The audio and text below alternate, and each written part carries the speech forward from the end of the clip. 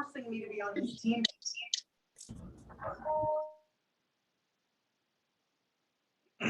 Welcome everybody. Give us couple of minutes for more to join.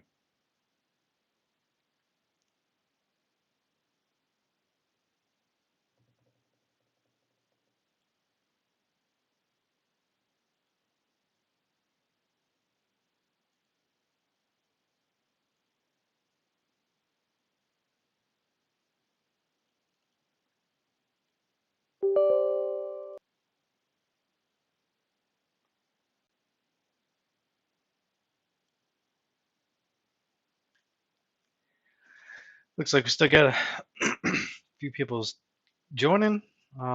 Give it just a little bit more time.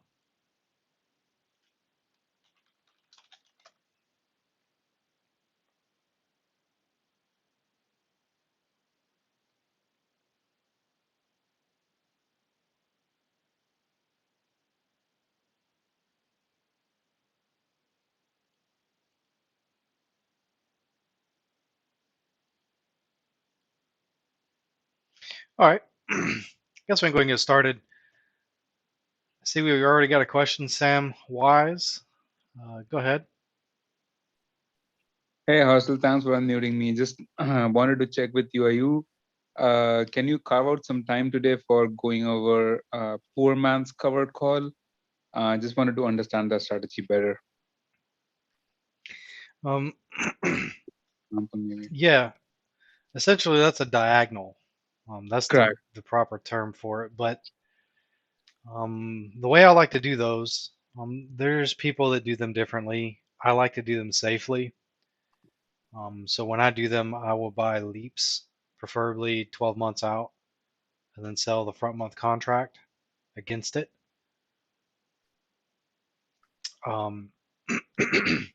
But how can you?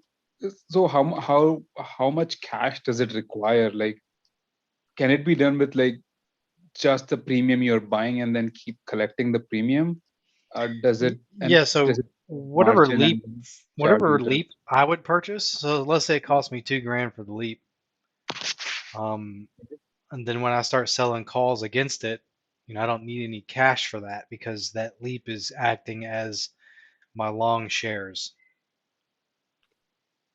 right? Okay, so then that requires margin, correct, on TDA? Yes, because it's a spread. Okay, and do they charge interest on that margin? Because No, theoretically, no, so they don't charge it. they will Got it. only charge interest when you go into margin. So, for example, you put $5,000 into the account. They're gonna Correct. get. They're gonna. I think it's double. At least my account, I get double that. So I'd have 10,000 to trade, right? Correct. So 4,000 your cash and 5,000 margin. Well, 5,000 margin, 5,000 my cash, right? Correct. Yeah. So Right. in that scenario, I'm only gonna trade 5,000. I wouldn't go into the margin. 5,000. Right. So that's my question. So if let's say I have $1,000 in my account and I buy a leap on something that was, let's say, $1,000, the original share price is 10,000, for example. Can I still sell covered calls with the $1,000 leap I bought? Does that make Yes, sense? yes. Okay, even though I don't have cash, even though and without being charged interest, even though my margin requirement is not that much. It's not gonna take any money from you when you're selling Right. positions. Got So it. the only difference here is that you need to be in a margin account so that you can do quote unquote spreads. That's a spread basically is what you're doing. You're Right. splitting it up into two separate plays. Essentially, it's a spread though. In TDA's Correct. eyes, Yeah. they see a spread. Okay. And what would be your exit strategy for covered calls and the leap? Faiz briefly mentioned you can buy the leap like by exercising them or something. Can you also talk about the exit strategy? For that, so diagonals and calendars are the same to me.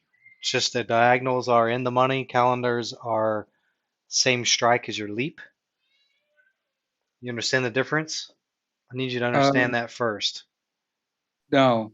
Okay, so a diagonal on a calendar, the only difference is in a diagonal, you're short, the one you're shorting, Mhm. that one's going to be Out the money. out of the money, but your leap is going to be in the money. So you're going to be Or buying at an the in money. the money Yeah. leap with the Yeah. diagonal. And then that short position is going to be out of the money. Whereas a calendar, I'm going to sell whatever strike, or I'm sorry, whatever strike I purchase, I'm going to sell the same strike. Oh, Okay. okay. So it's the same thing, except the only difference is the long position Okay. in Yep. a sense. Okay, so with that being said, um, so with that being said, there is a actually I think it might be better if I just show you. Okay. Let's see. All right, can you see my screen? Yes. All right. So do you have a particular stock in mind that you were looking at before I start Disney. talking? Disney. Okay. I'm very bullish on Disney. I think it could explode in the next 12 months. Okay, so let's look at the June. I really like June. I mean, theta is so small compared to the amount of the contract. All right, so what I'm going to do is first I need to look at. Oh, okay, so open interest is totally fine on any one of these strikes except for Yeah. maybe the 260 and the 270. So we're just going to go out the money. I'm going to buy a leap or analyze buy trade single, which is a leap. Okay, and then I'm going to go back to that. Now I'm going to go to the front month, which is May. Right, this is going to be the closest monthly contract. And what I also want to do here is so that long term leap was a 190 strike. Correct. Okay.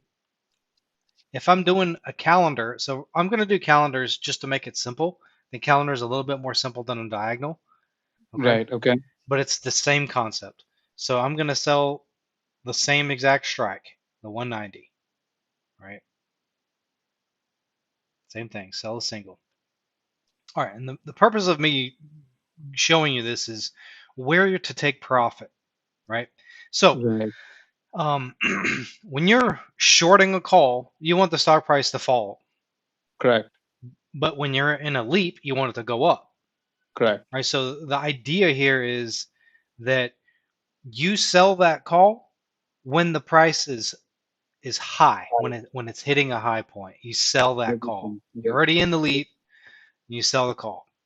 Um, let's say you've been in the leap for a month and it's slowly moving up, and it's hitting a high, but you want it to go higher. You have a higher price in mind. Okay, so in that scenario, you're gonna get into both positions. You're gonna sell that short at a high, and then it's gonna fall. Right? This is theoretic. It falls, and that's when you exit that position. Right? And Right. the best time, the best case scenario in a situation like this is the stock price falls. You're in the Mm-hmm. short, theta decay happens, you sit 2 weeks, 3 weeks, whatever, and then it starts to move back up, right? And then expires worthless before it gets to the strike that you sold. Okay. In the Yep. event, though, that it does not and it goes past your short strike, which basically means your short strike is going to be in the money, which is a loss, right? Um, Mm-hmm. but with that leap in there, this is what happens. Um, so the 190 strike is the one we sold and Correct. bought, Yep. right? So Calendar. I'm going to take the expiration for the short contract all the way to expiration, just so you can see where the value of this is. I'll go to the 20th. All right, so the purple line here is a theta, right? And that's Okay. theta has decayed. So as the purple line goes above the zero neutral line, assuming the price doesn't move, that's theta decay, right? So Mm-hmm. let's say the stock moves to 190, or let's say it moves to 192. right? And you are a week. Let's go. Yeah, let's actually back up. What's the date? 5.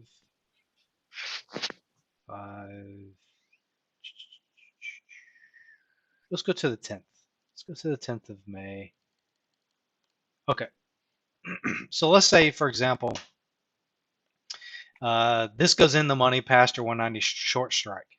Well, Mm-hmm. your 190 short strike is, not very expensive, and it's not going to, like, as it goes up, the price goes up, the value goes against you, and it's not going to be as exponential as the value of your leap, right? So you Mm-hmm. get to a certain point here, 190, 192, you're still, this whole entire curve right here is all pure profit, right? Yep.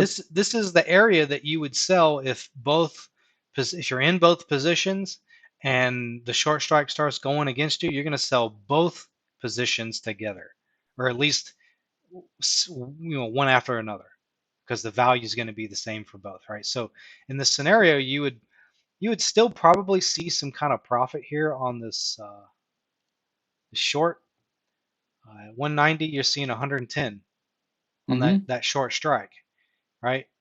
But if I look at the 190 on this, it's honestly not showing too much. 57, right? Because this stock price has to kind of jump. Honestly, let's see. So 200. So let's look at 200. Value of the stock at 200. It would be, just the leap itself would be worth 650, right? Assuming IV is what Mm-hmm. it is today. Yep. Okay, so That's a 200 strike, right? what's that? The same strike price. Okay. No, carry on. Yeah. Okay. So, um, in this event, you'd want to exit that short strike pretty quickly, especially if theta is decayed and you're getting near your 190 and you're showing $100 or 20 or 25% return. That's when I would exit with that profit, and see what happens when it hits resistance. If it hits resistance and breaks through, well, your leap now is probably going to be showing, you know, around 3 to 500, maybe 600, something like that, right? I'm not really. Let me look at the chart again for. Yeah, I mean, so let's say Disney breaches resistance of 200 area, and makes all-time highs again and goes up, say, um, $5 to $10. So let's just say 210. So if it goes to 210, you're looking at a much the the value of your leap is going to be massive, right? Right. 1300. But if you Yep. don't get out of that short position, 210, you're going to be owing $194. So that short Correct. position at some point starts to Go take against me. take away. Yeah. So Yeah. my advice is, if theta has decayed and it's near expiration, you know, t- take your profits, right? Yeah. But if they 50%. if you're in both positions and the short strike goes against you, and let's say you have to sell it for a loss, if you do, definitely sell that leap, because you can get right back into the leap. It's not an issue. Correct. You can wait for a pullback on the leap and get back into it. It's I guarantee you'll have the chance to do so, right? Yep. Yep. Yep. Makes sense. Um, and last question, I promise I'll let you go then. Exercising. Let's say Disney is today at 190. I sold a leap. I stuck it through the year, sold covered calls against it, whatnot. Next year in June, it's about, let's say, $400 theoretically. At that point in time, would it be better to exercise the leap or just take the profit on your whatever the amount is? You know what I mean? Like on I 190 would will. I would take I would never exercise leaps unless you really absolutely want to own it and you're so far in the money. Like, if, like, let's say you bought an Apple call at $100 strike and the price is at 140 right now, and when it expires, that would be something I would want to exercise. But if I bought $100 Apple call and it's at 140, I've got 6 months left, and I'm showing 100% return, I'm going to take the 100% return. On the leap. Yeah, because number Ah, one, you got to remember, leaps are expensive. Right. So if you got 100% on a leap, that's money. Take the 100% on the leap, Yes, then get absolutely. back in, and then do covered calls again. Okay. You just keep recycling your money, keep Yeah. compounding. I mean, that's my motto. That's what I believe in. I've done every type of trading. Well, not every type, but most of the types of Most of it. trading that everybody does, right? And you know,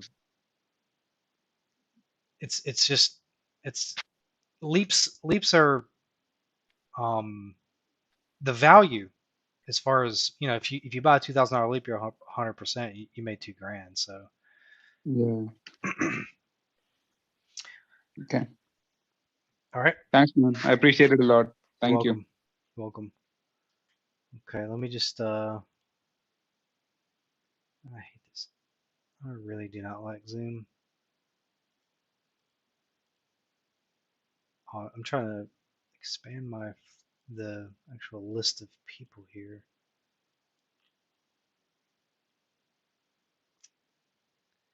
All right.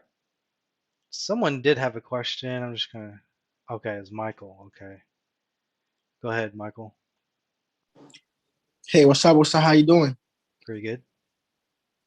So I have a quick question, right? It's about it's about penny stocks. Can you give me like a just like tell me like one reason why like someone like should never get into penny stocks, like in your own opinion, like There's no yeah. analysis that you can do on penny stocks that holds water. Oh, It's highly manipulated. It's very easy to mhm. manipulate pennies. You know, Mm, I mean, any one rich person can go in there and manipulate a penny stock. Right? They can pump the shit out of it. Buy $2 million worth of penny stock, and it jumps whatever, and then they dump it. I mean, that's and same thing. There's shorters on the other sides, and yeah, yeah. penny stocks. Shorting is very what's there's a lot of shorting, a lot more than your average stuff in the regular market. Makes sense, makes sense. Because I've made a mistake, right? But like I've learned from that, and that will never happen again. So like I've learned about cover call, cash report, and all that. Like I know how to do it. I understand the basic of it and all that, right? But I still get into like one penny stocks. I I pour like 100% of my portfolio in that, and now I'm down about like 2,400, like 60% of my portfolio. But like I'm trying to see if I could, if I, but like it's a weed stock, so I'm trying to see if I should still hold it or to see how it goes, like 420, or after 420 just get out of it, or like no, like move on. But the thing is, like, I don't want to hold it till 420, like for it to become like 80% of my account, and you know so that's That's what, what like, penny stocks do. yeah, that's what I'm trying to see if I should just like see how it goes, or like get out and like get into, and never in my life get into penny stocks again, or like what about like a $5 stocks, like what do you think I about don't that? Do you think really like like those? messing with stuff under $10 personally. So under $10, in your opinion, you think like it's like highly like manipulative, right? Not necessarily that. It's just make or break, right? I mean, there's a reason why they're down in that $10 range. You know, Oh, so oh, okay, okay. I I get just it. I don't personally like investing in things that have no real future or have no real.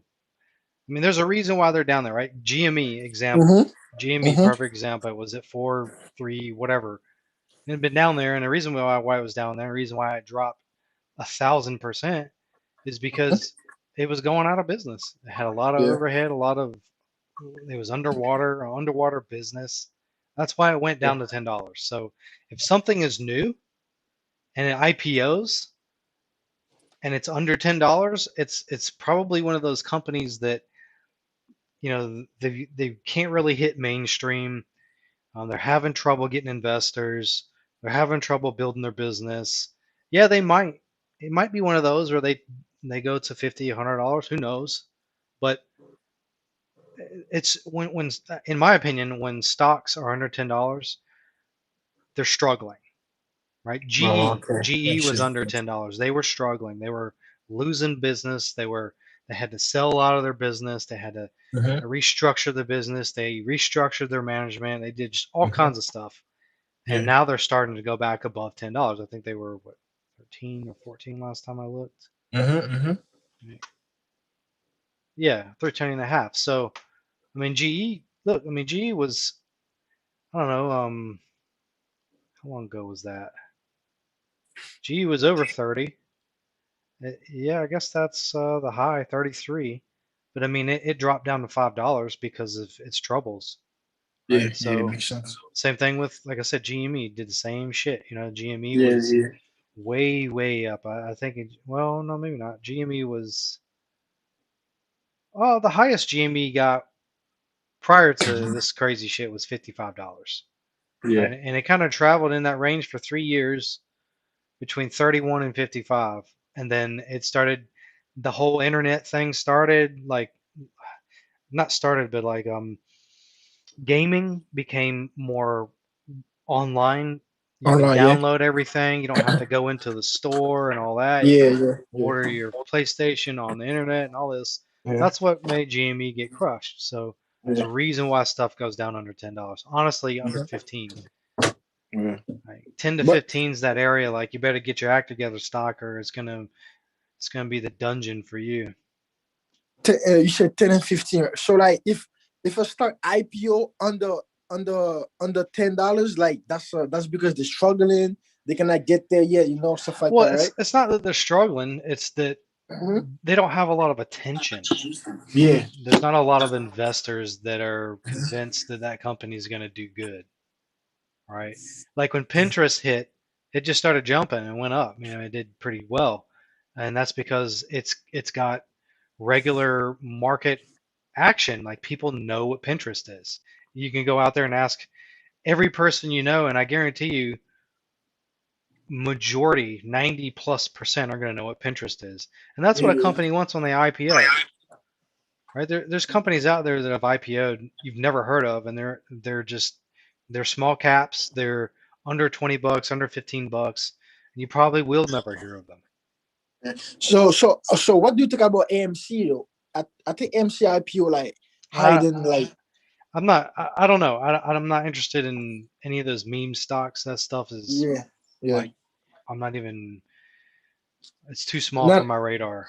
As far as mhm, I'm not gonna waste my time not with something like that. yeah, I only asked you about AMCs because I think the IPO like a lot of like I think 50, 20 something, right? But right now they between the range like 9, 10. Like do you think like any other stocks like the IPO like higher than 15? And but like for the past year, like they between let's say 10, 15. Do you think like that's a good that's solid or like not like that, right? Well, newly IPO'd stocks, they're hard to judge. I mean, they're in their infancy, so you can't really. There's no real data to look at it. Mm-hmm. You're just Yeah. guessing. So there's no, I mean, unless you're intimate with the company that you're talking about, there's no Yeah, it real makes way for you sense. to judge it. All right, thank you. So, one last thing I would say is, so on your opinion, right? Like you think like no, like you shouldn't get into stocks that's like lower than 15 unless like you really like want to risk it, stuff like that, because there is no real data. You could chart it like it's not even if you chart it, it's not gonna respect this stuff like that, right? That's why you should not get into stocks. I Well, mean, that's like, mhm. things that are from $5 to $15 are chartable, Okay, right? Don't understand. They understand. are Yeah. chartable. It's just Hmm. there's a reason why they're there, and it may not be a bad reason, right? Yeah, yeah. Whatever company it is, they could be doing fantastic. It's Hmm. just nobody knows about them. Yeah, yeah. Yeah, it makes sense. All right, Yeah. All right. Thank you so much. Really appreciate it. you're welcome. All right. Okay, who else? Lots of people in here. Um, don't hesitate to ask questions, right? I mean, if you're new, it's totally fine. If you got a newbie question, we were all noobs at one point. Um, and obviously, more complex trades like the one Sam mentioned. ask those as well if you got them. I'm going through. Okay, NG. Go ahead. Hey, Hostile. I'm gonna ask a question about CSP. So when you choose the strike price, do you go in the money or out of the money? I go at the money typically. That's where I prefer. Okay. But I will say that you should go at support. Support is Okay. the safest area to be. If you can get into a CSP at the money when it's at support, that's even better. Right? So that's how I would enter into CSPs. Does that help? Yeah. And the other thing, what do you think about SKLZ stock? Like Um, I mean, that's a really new stock. my average on that is like $16, and now it's trading at like 15.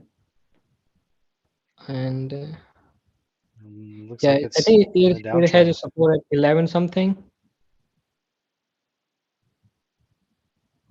Yeah, I mean, on the, let's see, what am I in? It's definitely downtrending. And, when you say support at 11, It's around okay, 1180 something. I see 11 and a quarter. Hold on. I see 11 and a quarter roughly right there. Do you think it's gonna reverse anytime soon or no? I don't know, let me go shake my magic ball. I'll let you know. A magic 8 ball. Yeah. I don't know. I couldn't begin to tell you when something's going to change. Okay. I mean, I guess it's got pretty decent support right here. 1077 is where I marked it. But I mean, there's no data. There's nothing else. It's just straight and then makes movements, and now it's coming back down to where it IPO'd or Okay. whatever price it came in. I don't know. That's just your typical bullish November, December, January, and then now everything's falling back down and it's doing its cycles. The market cycles. Do you think the bullish cycle is gonna help this stock? I have no idea. I don't even know what they are, to be honest with you. Okay. And one last question. What do you think about Dogecoin? I know you don't trade that thing. I mean, I don't have an opinion, to be honest with you. I mean, I don't know anything about it. And I don't know. Last year I invested like $20 in there, and now it was 2,500. So should I keep it or I would, sell it? I mean, $20 into 2,500. That's a massive percentage increase. Yeah, I'm up I 13,000%. mean, how much more percent increase do you want? I don't know. It's just a lot for me. So $20, I'm okay with losing $20.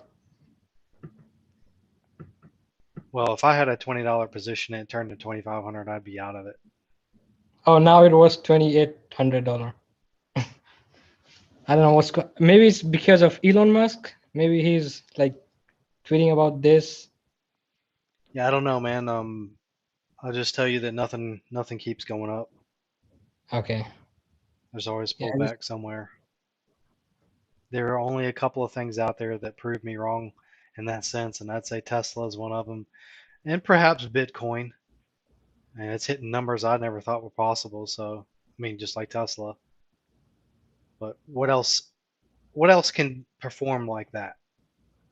Nothing. Everything falls back. Everything has maxes and bottoms, tops and bottoms.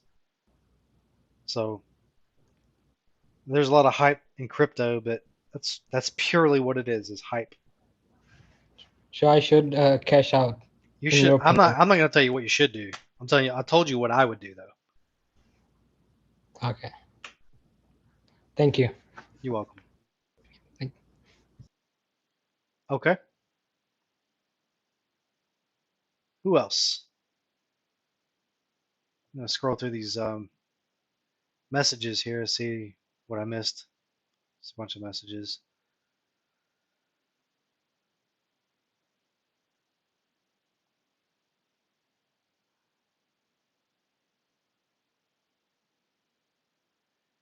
Johnny, I don't know if Robinhood will let you do that.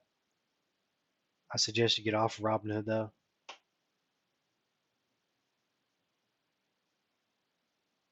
Omar, the dotted lines are standard deviation channels.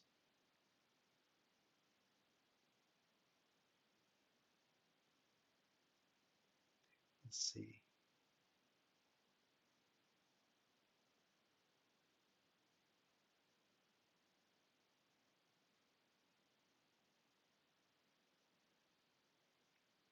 Just give me a sec here, folks. Feel free to raise your hand. If anybody's got a question while I read through the chat.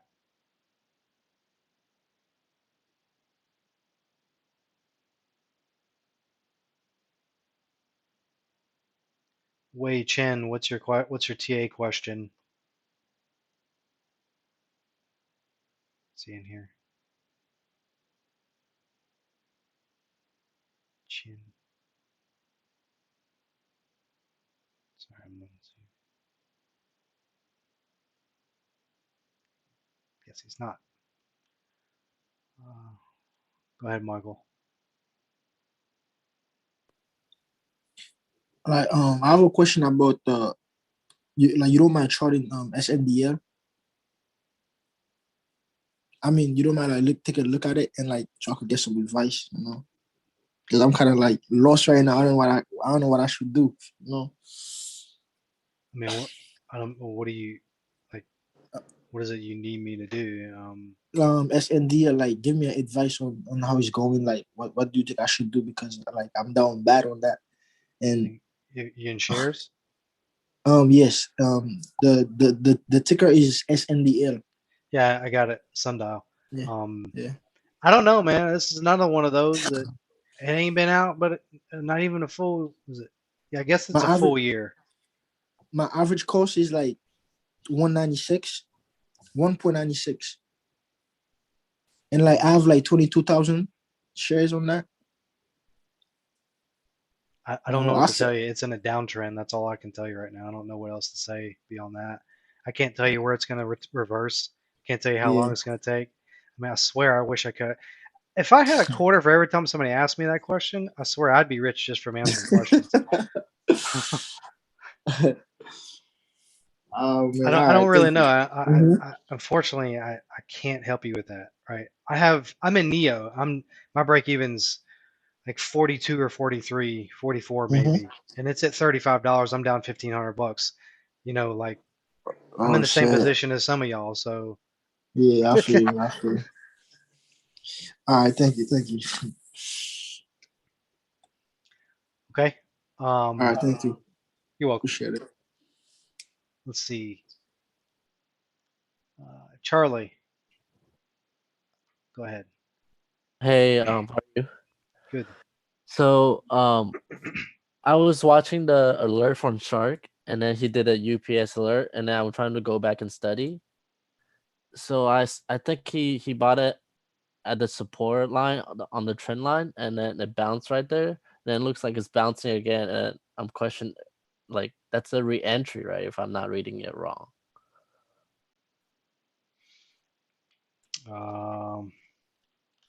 I want to know if the chart reading is like correct. How long ago was that? Yesterday.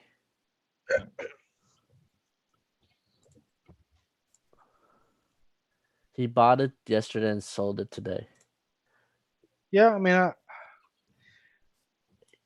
very, very short term. I don't do short term. This is too short term for me, but I mean, it just looks like it had a healthy short term pullback.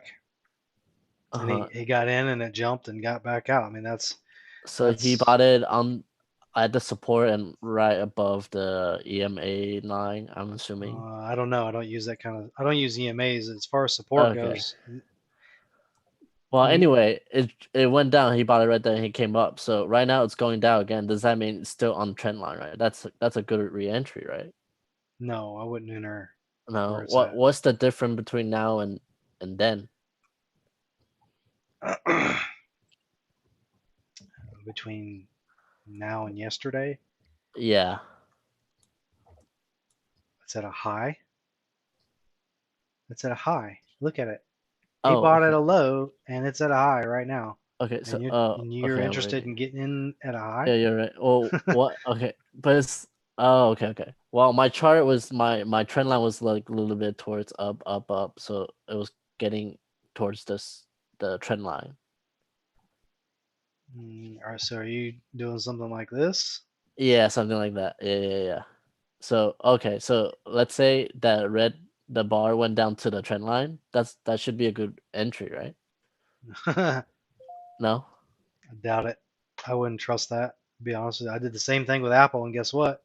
It Oh, it instantly went against me when I played it off the trend line. I mean, once it break the trend line, I would just get out. Then But you're losing. yeah. So the object is to win, right? And So the reason he got it at that point is because it's at the support and it's on the trend line. there's no support here. I'm not seeing where you're looking at and seeing support. Let me see. There is no support line here.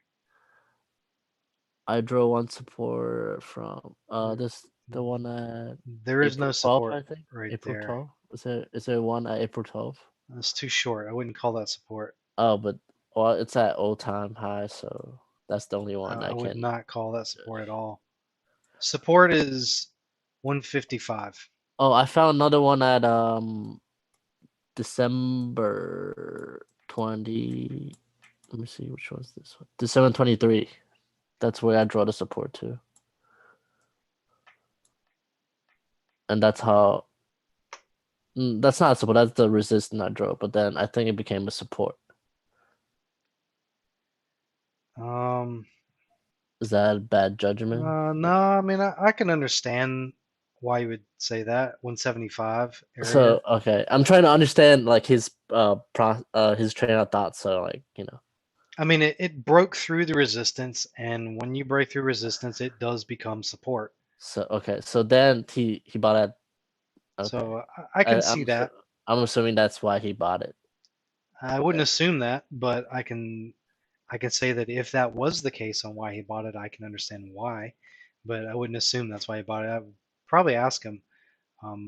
Okay. But look, you were looking at like a 5-day support level at the when you were asking, right? So Yeah. now when I go to the 1-year chart, now I see it. But when I Yeah. was Now looking when at the I draw the short chart, time I frame, usually do a 4-hour chart, and then okay. Well, and yeah, as long as you don't do short-term support levels, because you I should didn't be all right. understand why he was buying it when it was going uptrend, like right before he bought it. You see all the green candles. Right. I get Yeah, that. I didn't understand why he Well, he I could take mean, the risk for it. my guess would be that he broke through resistance, Okay, right? so it And has then to be that. saw Okay. a healthy little pullback and said, you know what? I think Okay. we're going to get a bump out of this. So, I mean, but Hmm. that's risky, right? That's very, very risky playing stocks like that. How I so? wouldn't do that It because isn't okay. Go like you ahead. said, it's at a high. Okay, but since it broke the resistance, which become a support, isn't that like a good confirmation about it's gonna go up? It's a confirmation that, yeah, it'll be bullish in the short term, but in the midterm or long term, what's it going to do, right? There's going to be a time in the year where it goes below that support level. You're looking at my screen right now. I've got a gap that needs to be filled, right? Right here, this Yeah, there's another thing. I don't know if I believe in gap because I see so many gaps in Amazon at like below like at to 1,000. I don't think Amazon's gonna ever go back to 1,000. well, it doesn't work for everything, right? Um, I can tell you that majority of the gaps I've played have been filled. Okay, so like Walmart would be like a really example that why people are playing it. What is it? Walmart.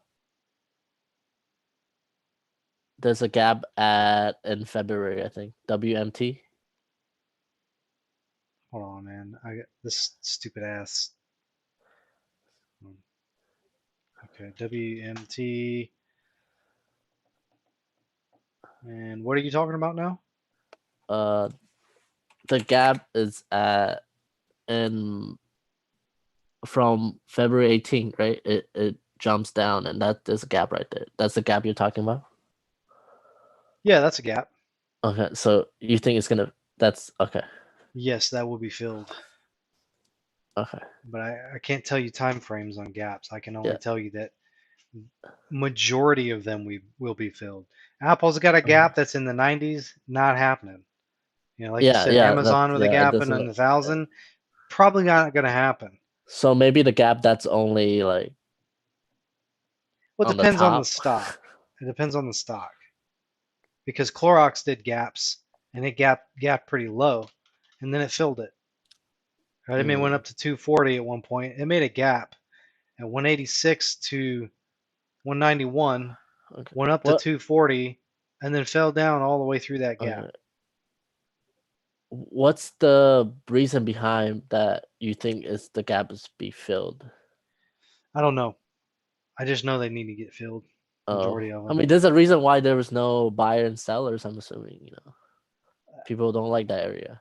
I don't really know. I've got no answer for why gaps get filled or why they're created. I mean, I know why they're created. They typically, it's just massive amounts of strength in one direction, and it has so much strength that it creates that gap. I thought a gap it means like there is no buyer and seller. It's just nobody want to touch it. No, not at all. No, that's actually. I mean, look at the volume here on this Shit. gap. I didn't see that. You know, we're looking at 5 million. So why isn't there any green candles? Because it gapped. That's what happens when there's this much volume. It creates gaps. Okay. And same thing here, downward. Look at that massive red candle, and look at that gap that it created. Okay. So when you see gaps, that's massive volume. Oh, okay. Are those trend lines that they're not trend lines that you draw, right? Oh, this right here? Yeah, the green and the white and the purple. Oh no, that's standard deviation channels. Oh, okay. Yeah, I don't know what that is yet. Now watch my videos on them. They explain what they are. Well, I think that's it. Thank you. Okay, welcome. Okay, let's see. There was someone. Sorry. I think Larry was next and then Queen. Go ahead, Larry. Hey, Hostel, how are you? Pretty good. So I am stuck on the wrong side of an E-bond. I sold a put on it when the stock was healthier, like 2-3 weeks ago. The reason I had done it at a 750 strike price was because I had previously owned shares. I had done covered calls on them a couple times, and then I just sold them outright, and then I sold the premium on that put, the 750 strike, and then like 2-3 weeks later the Hindenburg article came out. I mean, I've done my best to do my own due diligence. I know that there's the whole lawsuit out, but I haven't found anything that confirms that the technology isn't real. I'm not sure if you're followed that whole mess right now, but basically what my question is, you know, is this one of those situations, like you say, if it goes wrong, you just hold the shares and try to sell against it, or would you advise to just take ownership and then just, you know, sell for a loss? What's the ticker symbol? EBON. Oh, EBON. Okay. Well, so I would try to roll, but what's your? You said 750. Mm-hmm.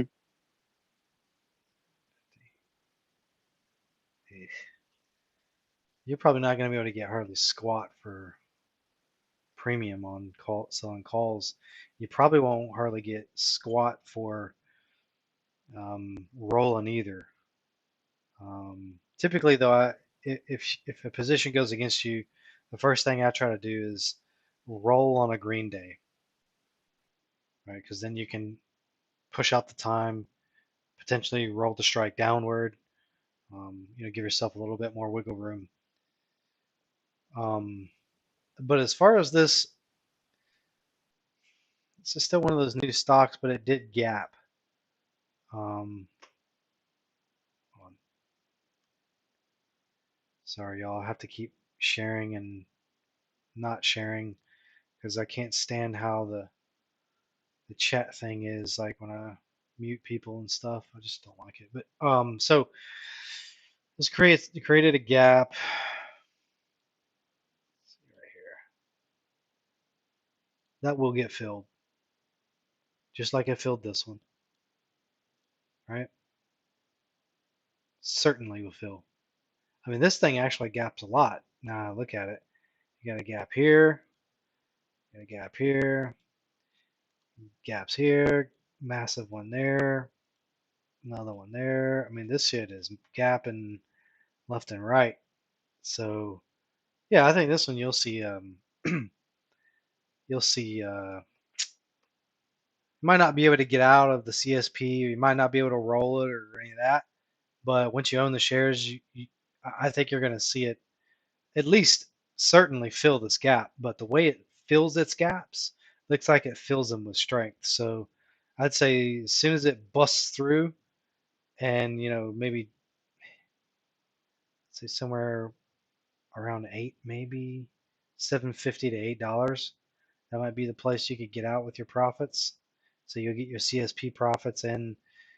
Let's see.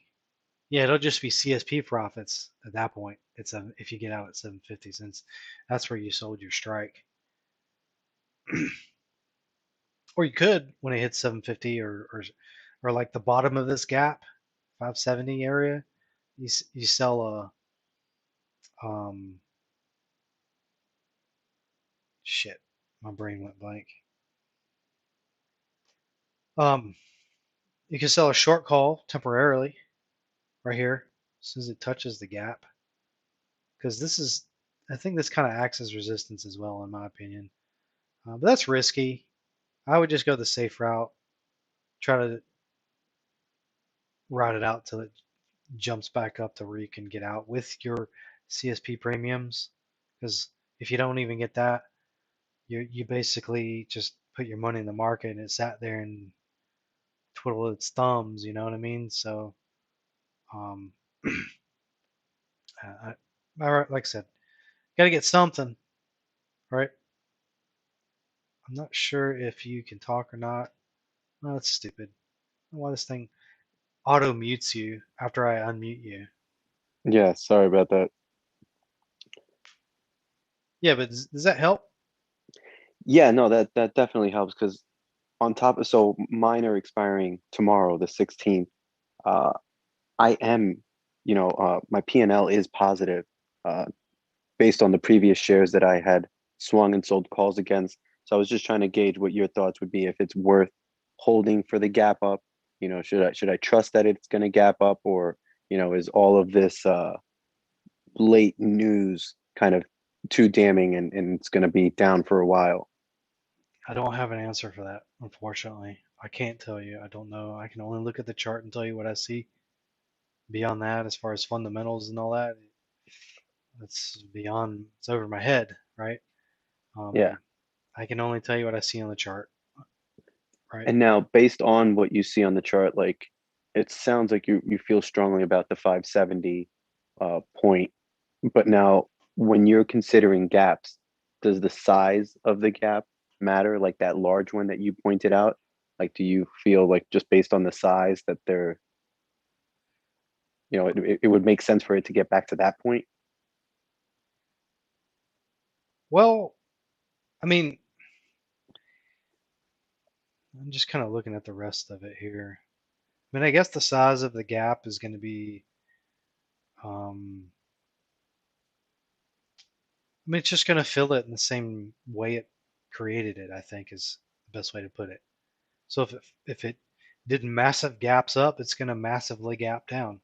If it did some small gaps down, it's going to small gap up, or not gap up, but it's going to move the same way but up, in my opinion. Mm-hmm. So I mean, So I'll show you an example with Clorox again. So you see the gap that this made, and look at how big it is, right? The I'm size not of seeing it. your screen. Oh, did I stop? I did stop sharing. Okay. So I would say that um, right now you can see the size of this gap. Look at all Hmm. the candles that are inside of it. They're all the same size of this gap. Look at them. Almost all of them are the height of this gap. All right? Can you see that? Hmm. I mean, look. Obviously, there are a couple here and there, like these little small ones, but you've got this one, this one, this one, this one, this one. I mean, majority of them are the depth of this gap, and it's trying to retest this next gap level, and it's going to break it, and it's going to create a gap, a bunch of candles that are the size of this right here, in my opinion. It's just kind of how it goes. Like every time I've seen gaps happen and they start filling them, they typically fill them with the same types of candles, and at some point they bust through it or breach support and create a new low. Does that help? Yeah, that helps. And now when you're drawing your support and resistance lines, you don't use the gap theory to kind of draw. Like you wouldn't draw, for example, a resistance at the top of that second gap. No, I would not. I would draw my support and resistance levels first, and then I would identify gaps. If the Okay. gap falls on a support level, that's great. Or vice versa, if it falls within a resistance level. Typically, though, you're not going to see any gaps fall at a resistance level. I can see them down near support levels of stuff, but not at resistance. So Okay, that makes support sense. level gaps are fantastic.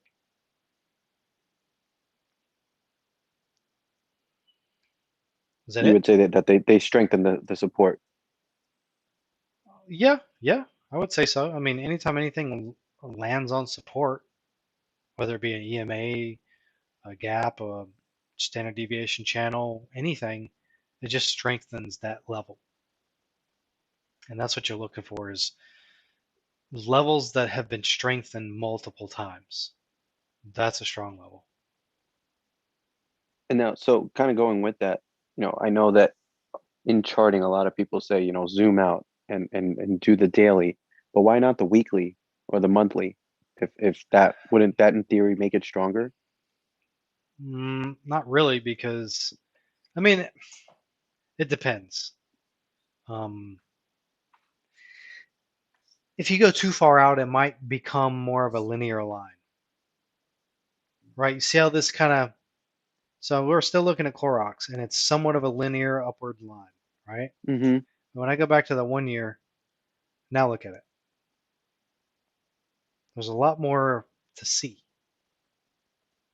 right? So there's an area in which I'll just say it instead of trying to define it that way. Short-term support and resistance, there's not enough data to find support and resistance. So like 5 days, 10 days. There's just Mm-hmm. really not enough data. I mean, scalping, yeah, whatever, okay, sure. But when you want to really find solid support levels outside of daily trading and weekly trading, then you have to go further out, right? So when you go past the 30, it starts to become more definite. When you get to the 180 4-hour chart, any support level that you found within that time frame that's a good one, that's a very strong one. And if you go to the 1 year and it coincides with the 1 year, that tells you that it's very strong, right? But if it kind of disappears in the 1 year, then you're like, well, maybe it's not so strong, right? And that's the problem is after 1 year's worth of time, it gets diluted. So when you go to 3 years week or 5 years in a month, that kind of thing, Mm-hmm. it's diluted. it dilutes the movements. Now, I'm not saying that you can't get solid support and resistance levels in those longer time frames. You can. It's just it gets diluted over the long term, and if the stock is just simply in an uptrend the whole time, the chances of it reaching those levels are slim, right? Unless we have another, what do you call it, black swan, right? Another COVID type situation. Hmm. And then you might start seeing it retest 3-year, 5-year levels. Right? Because if you look at this, let's go to the 5-year 1 week. Right? I mean, I just don't see Clorox coming down to 167 and retesting that old resistance. I don't see Clorox ever coming down to 144. I mean, this company is in everything, right? They manufacture everything in our house, specifically Clorox, but other detergents, cleaners, household cleaners, things like that, chemicals. They're really deep in the market. I don't see them going to 1.4 in the 140s, right? That's a support level. So that's why I say that this is irrelevant to me. This whole entire time frame of Clorox right here. Oh shit. This right here is irrelevant to me until it breaches the support level that I drew here on the 1 year. Right, so when it breaches that, then I'm going to start looking over here further out and saying, all right, now where's the next level? That's when I start using these longer time frames. I don't go beyond 1 year unless it's testing a support level in the 1 year that's the lowest level in the 1 year, right? Okay, that makes sense. And now, just because I use Webull, so the view's different, is the 4 hour automatically 180, or is that just how it is on Thinkorswim? I set it up that way, I think. Let's Like, see. is the weekly automatically 5 year? General. No, it's not. I don't think it is actually. All of these are custom for me. So when I add time frame, I went in here. So you can change Okay. all that. I can even go to intraday, right, and do 1 minute candles or 5 minute candles. Like this, for example, I could do 5-day, 15-minute candles, right? And that's what this looks like. All right, this is be a scalper's level, I guess you could call it. So now this view is exclusively just the last 5 days. Right. Okay. So I mean, everything I did was custom. And the way I made my favorites list from 1 minute, 1 day, 1 minute, all the way down to 10-year month was to make it a linear. I love linear stuff, right? It makes it smooth and just makes my brain feel more comfortable. So I'll just show you. So 1 day, 1 minute, right? I even threw the 5-day, 5-minute, and 5-day 15. Just kind of changes the candles, but then it starts going out to the 10. All right, now watch how the candles all look relatively the same. Mm-hmm. Right, and we'll go to the 20. So the candle still looks the same. As a matter of fact, let me change to a different stock because I already got all this shit highlighted on. All right, so this is let's see, 20 days 1 hour, and then the 30-day 1 hour. See how like it transitions smoothly into the next time frame. Right, and 60, again, it transitions smoothly. All the candles still look relatively the same. Right, hit the 90 again. See all the candles? They all still look. It looks like I'm just stretching the time frame. Is all it looks like. But in reality, the candles are changing with it. Right, and then I go to the 180 again. See all the candles? They all still have that same type of movement. I can still see the relative movement throughout every single time frame, which helps me understand or helps me see those levels that I'm looking for, the key levels. right? And I can quickly look on this chart and draw out multiple key levels, right? There's one, there's one, there's one, here's one, and if I go to the top, you got here, here, oops, this one, this one. I mean, it's very simple and quick and easy to just look at it and say, okay, support, support, support, resistance, resistance, resistance, right? Mm-hmm. Let me get rid of some of this shit. And then if I go out to the 1 year again, right? It's a little bit more. It gets rid of those intraday, or I'm sorry, the pre-market after-hour stuff. So that's what makes the chart change, right? But I really like the 1 hour, or I'm sorry, the 1 year, because it shows me those gaps that I look for, right? I mean, Apple's got a gap down here that I guarantee you will not get filled, right? 101 to 96, not happening. But either way, you get the point, right? Does that make sense? Yeah, no, that does make sense. Okay, cool. Appreciate you, Hostel. Welcome. Okay, Queen. Hi, can you hear me? Yes. Hi.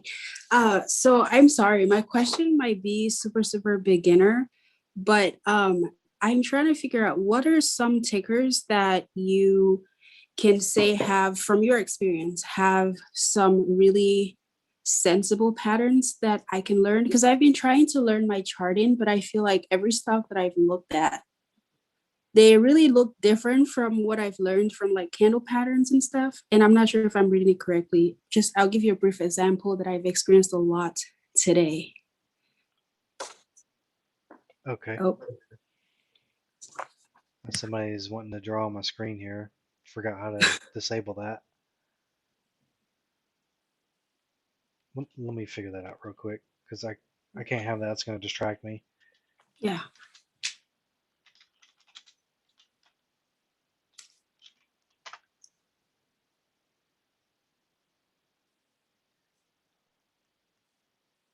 Oh, there it is.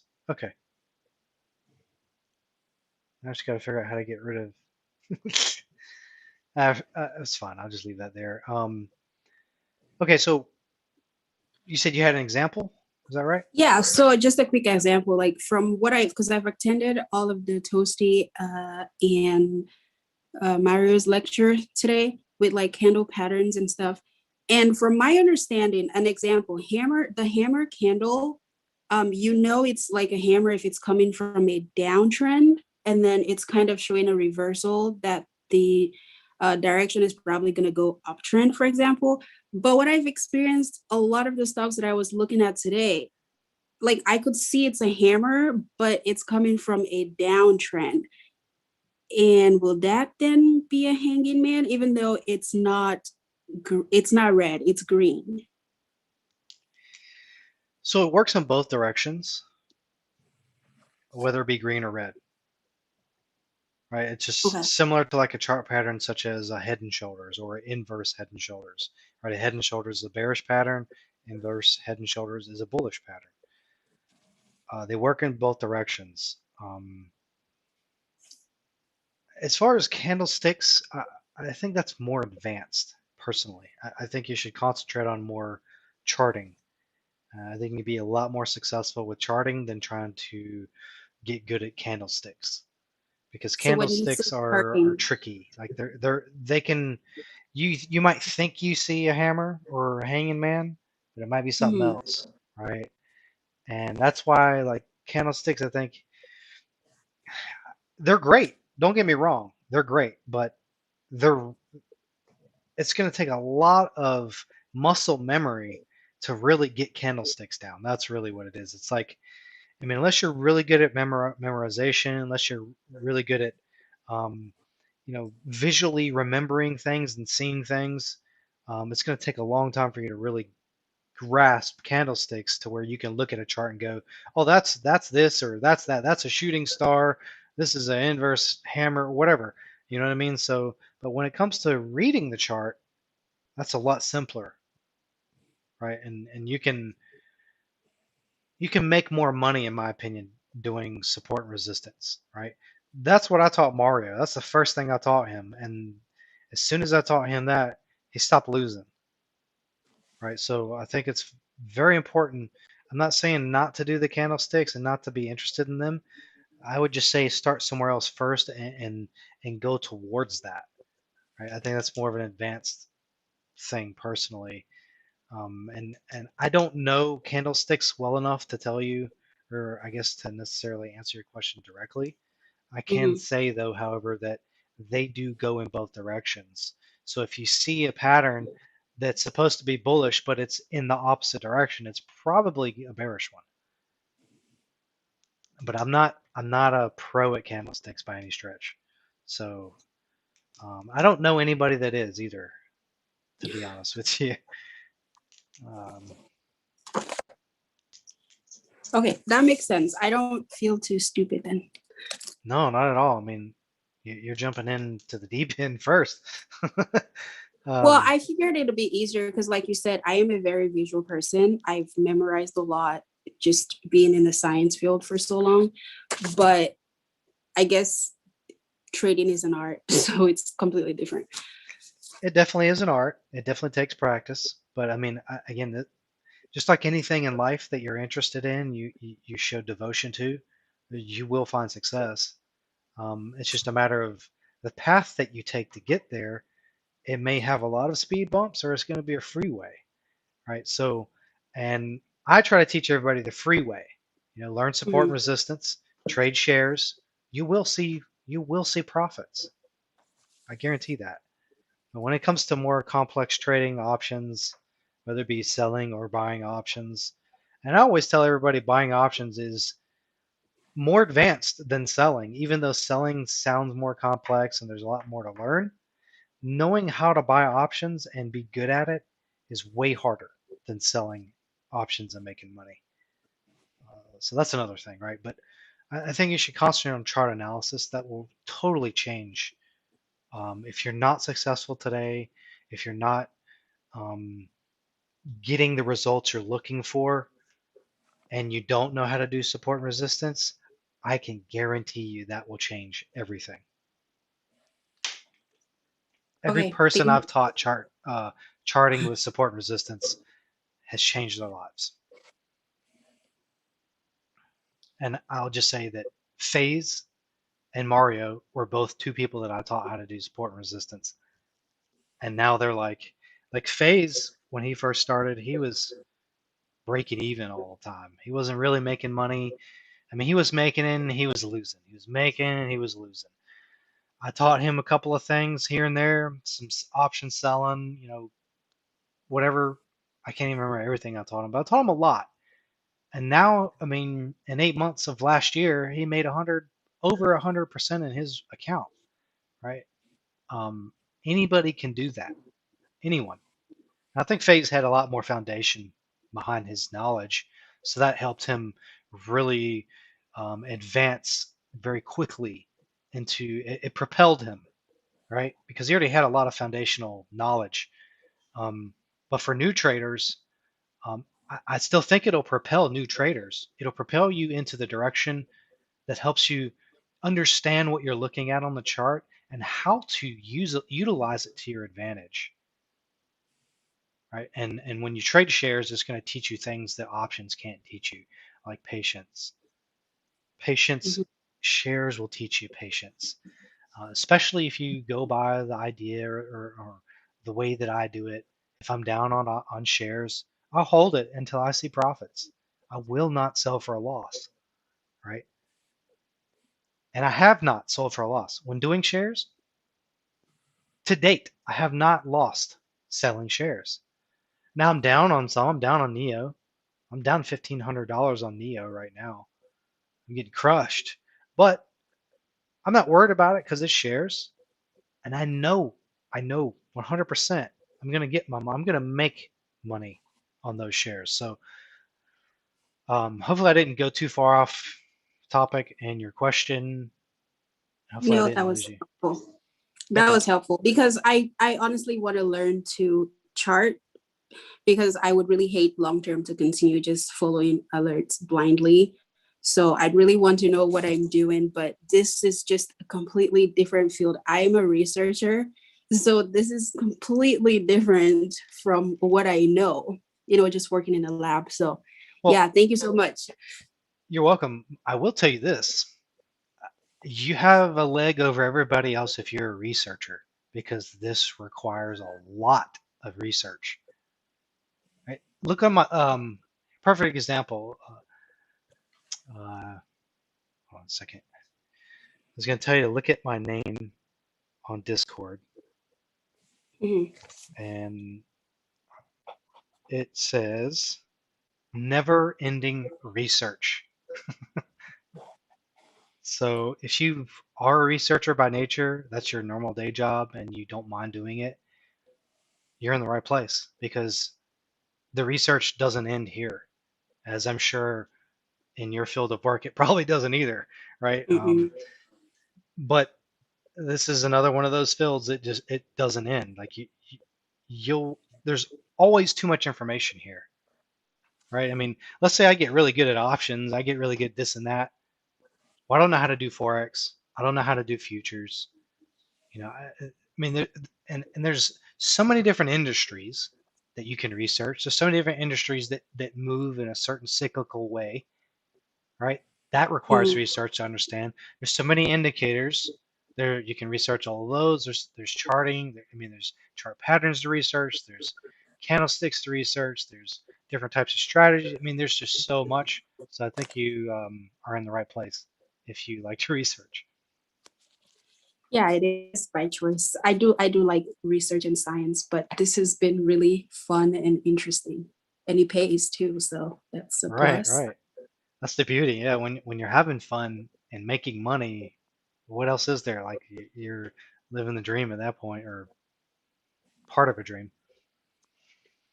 Thank you so much for all you guys do. I have learned so much in literally 1 month. That's great. You're welcome.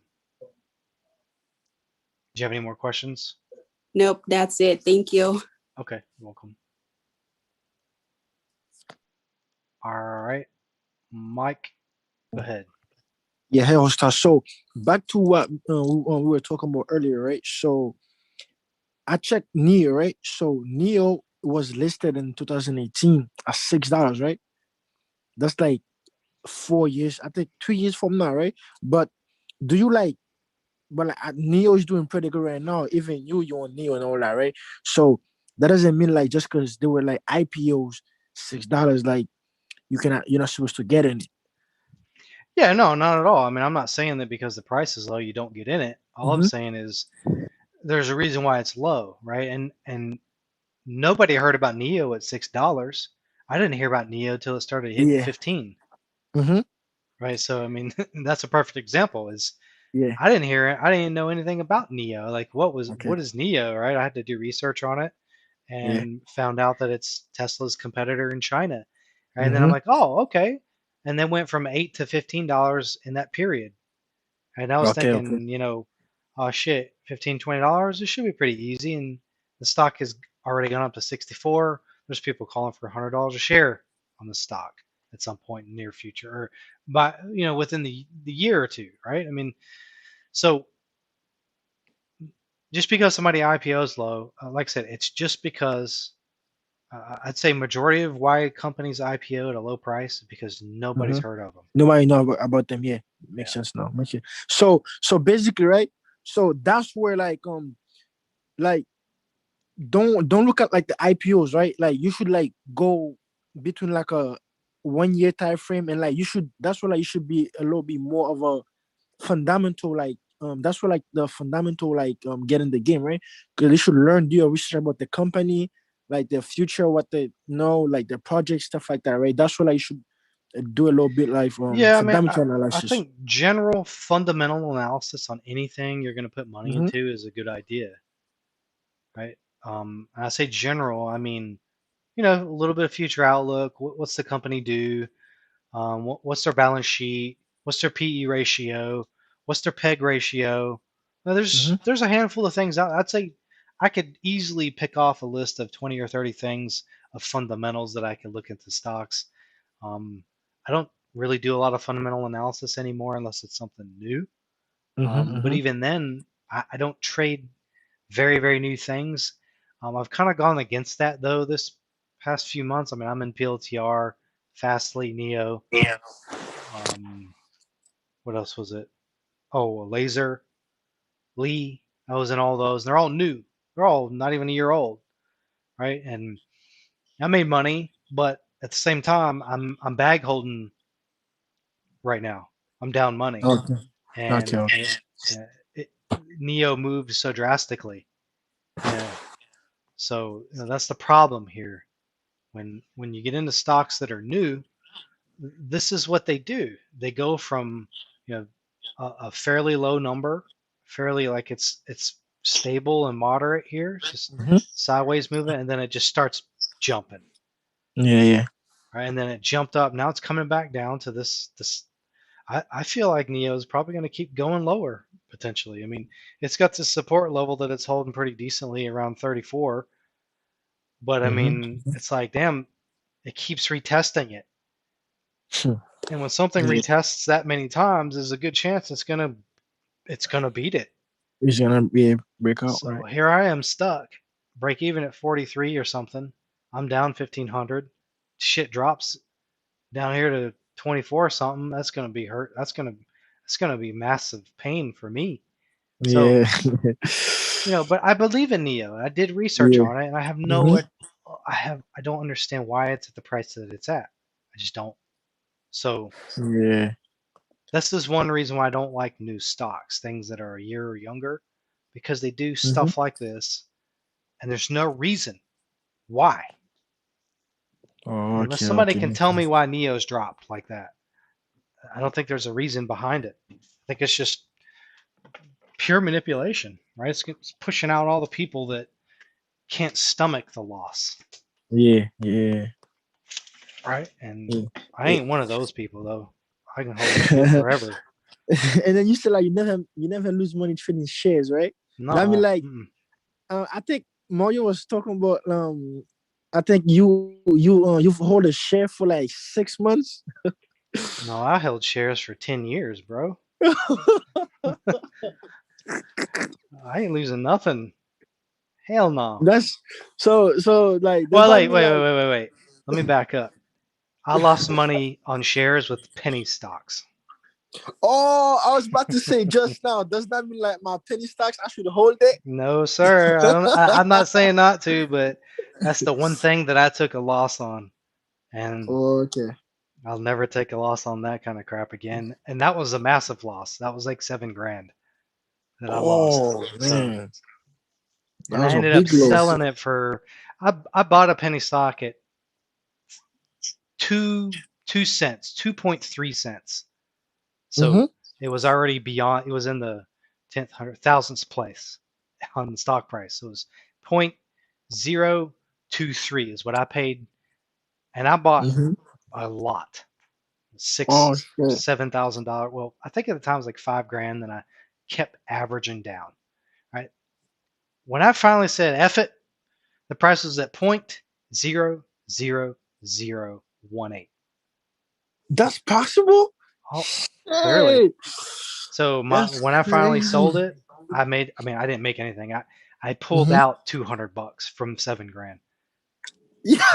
Oh, and you said quit trade. After that, I would have quit. I think. I mean, I'm not gonna lie, man. It burned. It burned a lot. Yeah, I would have quit. I'm sorry about that, but like I would have quit. Oh man. Oh, so after all, like I'm not doing that bad. Damn. I think even if I lose, I think I'm about to lose a couple money, man, and then just get back to focus on support resistance more, like But that makes sense. I understand. And what do you think about skills, though? Skills, because you asked me that earlier. I don't know. No. Skills is like what? Yeah, it's like SKLZ. I looked at it. You asked me about that one. No, I didn't ask you about that one. I think that was somebody else. Oh, okay. Yeah. Same scenario. I mean, there's not much that I can see other than I think that one was at support, right? Mhm. Beyond that, it doesn't have a lot of data, right? It's only less than a year old, or right around a year old, I think, is when it came out in Yeah. April or something. But you know, there's just not a lot there. I can tell you what I see on the chart, but beyond that, it's nothing that I can really say beyond Yeah, it go do makes sense. more fundamental research. Yeah, it makes sense because I had it like earlier, like when I was talking to you, I had it in my watch list. But as soon as like we were done talking, I took it out. But now I just put it up again to just just to confirm it because just to confirm like there's nothing to see about skills like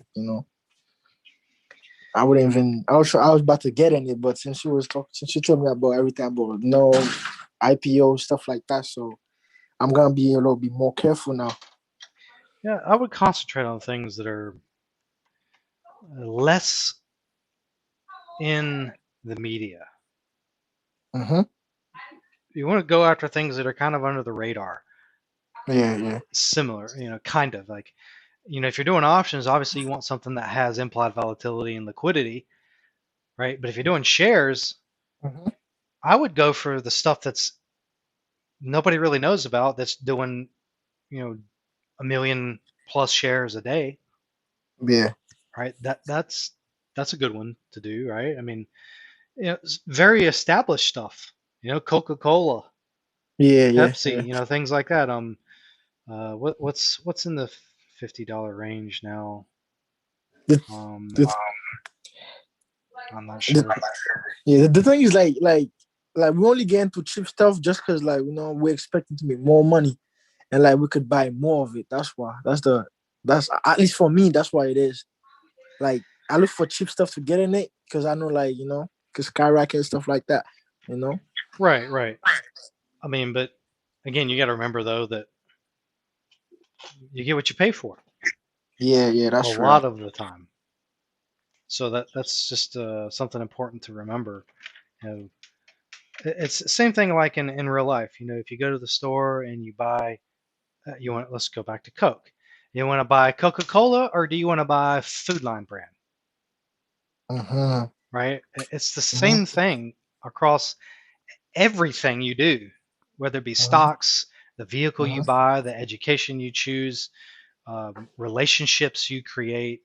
Yeah. However much you put into them is what you're going to get out. Yeah. That's true. So, All right. I'll start line. Thank you for everything. Thank you. Really appreciate it. Thank you for everything. yeah, you're welcome. All right. Okay, I think Maria was next. Let's see here. Okay, Maria. Hi, Hassel. Would you be able to walk us through sort of like the Greeks? I mean, very briefly, because I'm sure it's probably a lot more complex than you can kind of get to in the time, but specifically when we're talking about like theta decay relative to like, our options value. Well, I can definitely go down that path specifically. Theta decay is just simply, every day if you buy an option, it erodes daily. You lose value daily, and that's what theta decay is. And every day that goes by that you don't get out of that position, it becomes more worthless. And by expiration, if it's not in the money, it's worthless and you get $0 because of theta decay, right? I actually made a video on Greeks that goes into them in very specific detail, and actually it the way I explain it in my video, and I think it's like a 5 to 10 minute video. And my video explains a lot better than I can off the top of my head here. I had to actually kind of write stuff down, and because I understand how it works, I just wanted to connect every single Greek piece together, and that's what I did in the video. So when I start out with a certain Greek, I flow into another one that says this one affects the one I just showed you, right? And it goes into Okay. the next one and says this affects that one that I just showed you. Right. And I think that's really what I want to understand. Just because like when I'm looking at contracts, obviously, and I know we briefly chatted about you like to look, I think you have you said something about you prefer like $1 like theta decay per day. So I just kind of want to understand like when I'm looking at the number and like what that theta number actually is, like how that correlates to my price. So I'll definitely check that out, that video out. So Okay. Well, I mean, I can explain to you what that means as far as the theta, though. Let me share my screen. Okay, so I'll do Fastly since I just sold covered calls on that. Okay, so I sold Fastly 75 strike for $700 in premium, and currently that 75 strike is showing a 0.10 theta decay. Right? That means that $700 contract that I sold, it loses $10 in value every single day. So first day I sold it, it's worth 700. The next day it's worth 690. The day after that it's worth 680. As long as it stays at the money, which is where it's at, it's going to decay $10 every single day. Right? Now that's good for me because when I sell something, so I sold it for 700, I got paid 700 bucks. When I want to exit that position, I've got to buy it back. So I want it to be worth a lot less than what I paid. Right? It's opposite of buying options. So theta is not your friend when you buy. Theta is your best friend when you sell. So that's why I prefer to sell, because theta is working for me, right? Even if the contract or the stock price isn't moving, going sideways, I'm still making money. Whereas right, because you're still per day, like you would still lose regardless exactly of like where the stock price is. Exactly. Yep. So Okay.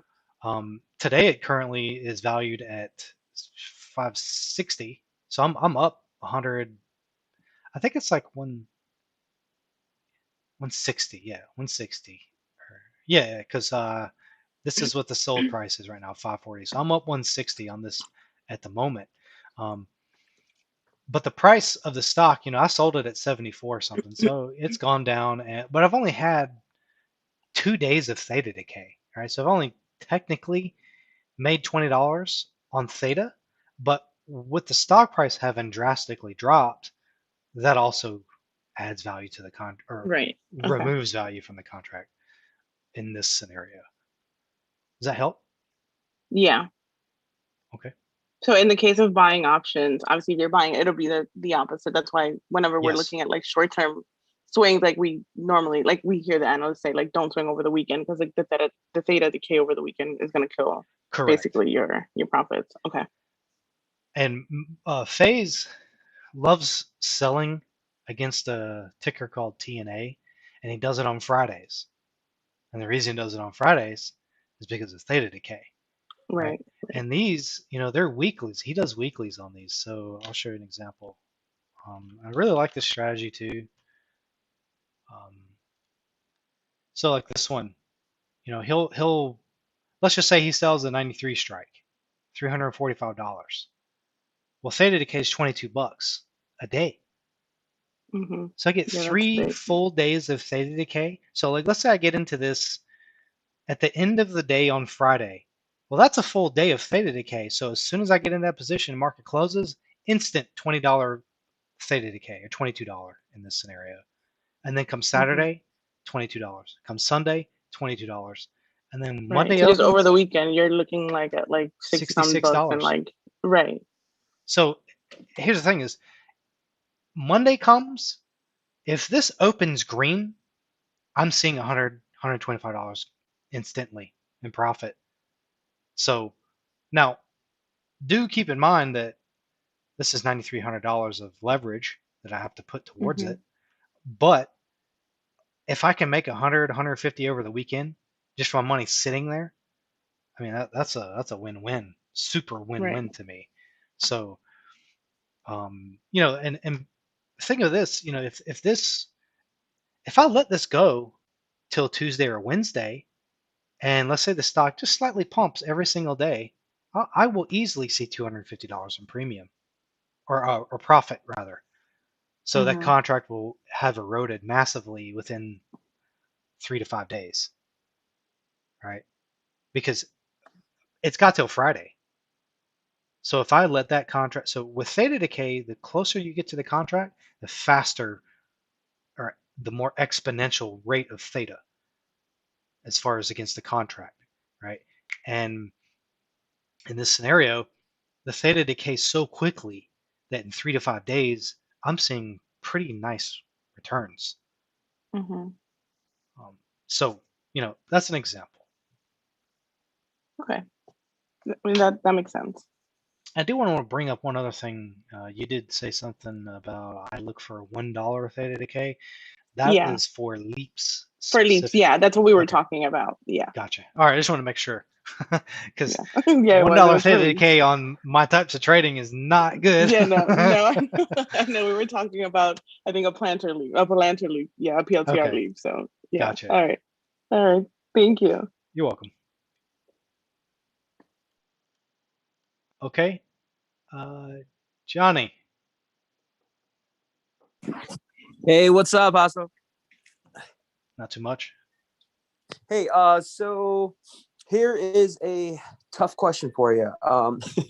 How do you become Superman? Like a lot of my plays, well, I guess it's like the market too, but how do you develop like thick skin? Because like, for example, I had a couple of NVIDIA calls today and it shook me out. And it's one of those things where I try to look at higher time frame. I try to do like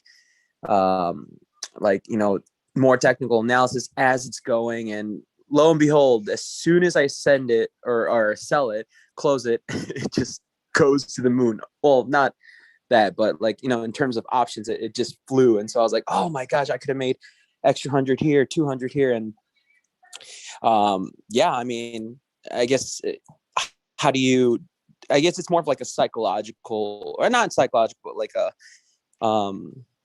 yeah, do you have any tips on how to stay stronger in the moment and not sell out like that? Automate your trades in the sense that you set limit and exit orders, limit entry and exit orders. Be happy with the profit that you do take, and don't look at something and be like, oh man, I should have done this or that. History is history. There's nothing you can do about it. Just be happy with what you got. It's not a loss, right? So that's the key here is, as long as it's not a loss, you should have a smile on your face, right? Because it's more than what you had when you got into it. Yep. And it's just we spoke about this like a couple weeks ago, just briefly, and it was like 5 people, but no, like I get it. It's just profit is profit. You never get broke. But it's like a human greed, and it's like, oh my gosh, bro. Like I was at one point down like 140, 150 almost.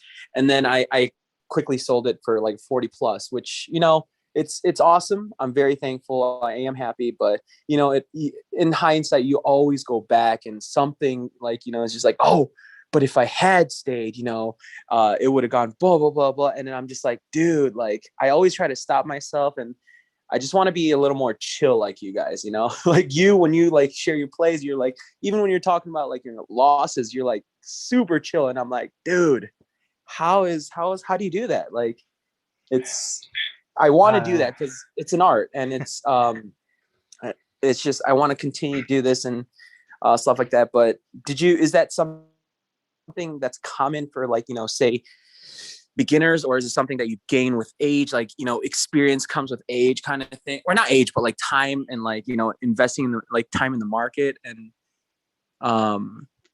probably all of the I don't know what you told like Mario.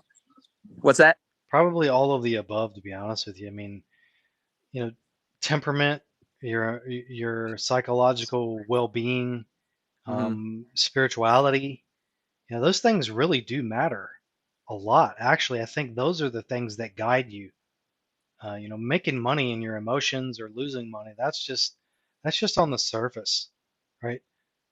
Spirituality is deep within, and if you can put yourself in a good place spiritually, then you'll be able to put yourself in a even better place emotionally when it comes to situations in life, whether it be trading or your girlfriend or whatever. Just in general, it's going to help you, right? Because when you look at things in a certain mentality or certain manner or direction, that's where your mind goes. That's your mindset, right? And if you train your mind to go in a direction that puts you in a place where you're always successful, or things don't bother you as much, or you don't worry, life is a lot easier and you can be more laid back, right? I used to be like worry about everything. I mean, like I never worried about myself. I was worried about people I cared about, like my wife, my daughter, my brother, mom, whatever. And at some point, I realized that I'm worrying too much. I need to just let stuff go. Life is life. It's going to be what it's going to be, and you just got to make do with what you got. Move forward. Hmm. Learn from mistakes. Don't give up. Keep going. If you make mistakes, it's okay, right? You have to make mistakes because if you don't know what it's like to lose, then you don't truly know what it's like to win. It's the same thing as with love. You don't know what it's Hmm. like to love until you lose something you love. Then you know what it's like. So, not a simple answer, but I would say that it's all within, right? I mean, it's psychologically, it's spirituality, it's mentality. Um, that's stuff that took me years to train myself to be in a way that puts me here to sound like I'm just chilling when I'm losing, right? Yeah. Um, it's like I said. I mean, I don't worry anymore. I'm not worried about my shares with Neo. Yeah, I'm down $1,500. I look at it. I mean, yeah, it pisses me off, but at the same time, it's like whatever. Company's not going out of business. They're just getting started, so they're gonna go back up. I'm not worried. It's just I'm tired of my money sitting there and not making money and bag holding. Right? It irritates me, Hmm. but again, I tell myself it's okay. It's not a problem. I'm not going to worry about it. I'm not going to let it stress me out. And I'm not going to let it keep me up at night. Right? Because it's not worth it. Money can be made. Right? If you lose money, it can be remade. Right? And it's not the end of the world. It's not like you lost a loved one. That can't be redone. You can't go back and redo that. You can go back and redo making money. You can go back and refill your account. Right? So you got to kind of just think of it that way as say, it's a learning experience and it's just an expensive one, right? And if you don't take losses, you gain experience in patience, Hmm. right? I think that's very key is having patience. Um, and I always go back to say it to this: shares are going to teach you patience more than anything because you're going to get into a position, it's going to go against you, and you're going to have to sit there and wait for it to come back. And you're going to have to tell yourself, I'm not going to take a loss. I'm going to only take wins. I've got shares. It's fine. And I guarantee you, unless it's a shit company, it will come back up as long as you trade it off support, right? I mean, everybody always says, like I've heard people discuss, even Tilio said this to me before, that a lot of people come in the market and they're all bullish. They have no hedges. They do no bearish positions. And yeah, I agree with that. I'm one of those people. I won't trade something unless it's off support, and I will be Yeah. bullish. I'm not interested in going against the market's overall long-term uptrend, right? So I put myself in a position that says my probabilities are in my favor, right? And when you get into positions and you get into support, and that's one probability in your favor. And if it goes against you, you got it support. It's going to come back up to that support level. You don't have to worry about it. And if you're doing options, there really isn't much to train you from the turmoil in your stomach when the market's Hmm. doing its thing, right? Buying options, it's just that's one reason why I don't do it because of that. It makes me emotional. I get into like I got into a Tesla call a few months back. I made money off the shares. So I had shares. I made it was like $2,500 off the shares. I got into a call. I think it cost me 1,500. I know. I'm sorry. It was 800. It went completely against me. It was Oh. $2,200 down. And I'm like, fuck me, bro. I'm just sweating. I'm like, and it was like a weekly contract, so I didn't have a lot of time. But the one thing I always told myself is patience. I'm already down on it. I'm completely out almost. Actually no, I'm completely out. It's at zero. And I was like, well, I mean, I'm down now. Fuck it, and just have patience. By the end of the day, I was back up. I made $200. So I'm not saying that everything's going to work out that way, right? No, If it's only. that I hear you. That was very similar to today, and what you said. It was a weekly and all this stuff, and I had all the. I've been trying to apply what you guys teach. The profit target, limit, all that stuff, and still, like, even watching it go against a little bit against it with options, delta, in such short time, it just moves so crazy, and so I was sweating, and eventually, I just got out. Almost break even, little profit, but no, I hear you. I completely agree with the whole not just in trading but in life. It starts from within, and that's a great reminder. It's just, I'm just gonna YOLO and let Jesus take the wheel. No. Yeah. No. That's what I got. Apostle told me to YOLO and Tesla and penny stock and let Jesus take the wheel. I'm like, I don't know who No, this but I Johnny really guy is. No, but thank you for the reminder, because I mean, it's just this kind of stuff, because you guys always teach, like Mario teaches technical and FaZe teaches like the trade and all this stuff, but I really appreciate your calls, because you teach technical, you teach all this stuff, but you also teach above that, like the mentality, the psychology of, just how you should approach it. And no, I appreciate it, because that's a reminder, like, just shares patience, and as long as you have patience, because I felt like I rushed into it. It was more like a someone typed in chat, it wasn't FOMO completely, because I had the technicals and I knew it was going to break out. It was forming the pennant whatever flag, and but the time was so short. If I did shares, I'd be happy right now, but I had gotten in the calls, and the delta was just so like rapid, so it's good if it goes up, but every dollar moves down, it's like, and Right. oh yeah, this is to Maria earlier, delta is like how much it moves per the contract premium moves per dollar of the stock, the underlying. But yeah, no, that's why. But yeah, that's something that I feel like, everyone listening should work on as well. Money, you can always make it back, but what's important to you, and starting from within, and the patient, that's gold, man. Thank you. You're welcome. Just don't YOLO. And Yeah. Buy more time. Don't buy short contracts. Buy copy that. longer term stuff, 6 months, 3 to 6 months, minimum 3 months. I mean, I can't imagine why anybody buying options would do anything less than 3 months, because you simply aren't giving yourself enough time. I mean, 3 month contract, you've got about a full month before you need to be getting out of that, right? With 6 months, you've got about 2.5 before you really need to start considering getting out of that. And if you got a 12-month, well, now you've got 4 to 6 months of time before you need to start getting out of that. I mean, here I got a perfect example. I'm sharing right now. Apple. I'm down 142 right now. That position is a 140 strike that I averaged down on once when the price was at 128. My break-even price is 1384. Mark price is 1242. The thing is, this shit was down $700-800 at one point on me.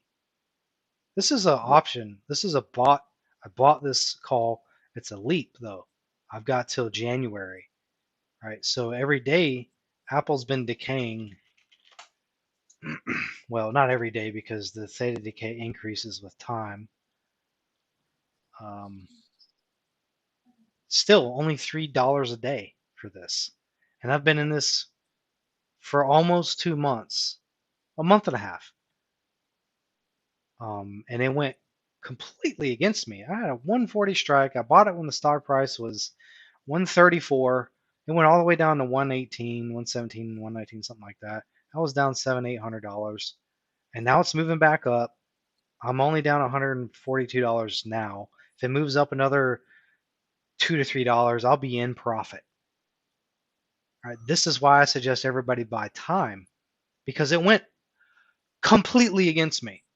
Had I bought a monthly, weekly, bi-monthly, this would be a losing position. This would be a losing call. But because I bought a leap, it's coming back and it's going to show me profit. Now, I was looking to take 400 to 600 in profit, Now I'm only really interested in about 1 or 200 because I've been in the money. I'm sorry, I've been out of the money pretty far. I've been in the position for a month and a half, more time than I like. Right? I was thinking a month, a week, 2 weeks, month max. Didn't happen. I'm in a month and a half. I'm still down. But again, the moral of the story here is because I bought time, because my theta decay is only $3, I've got 281 days left.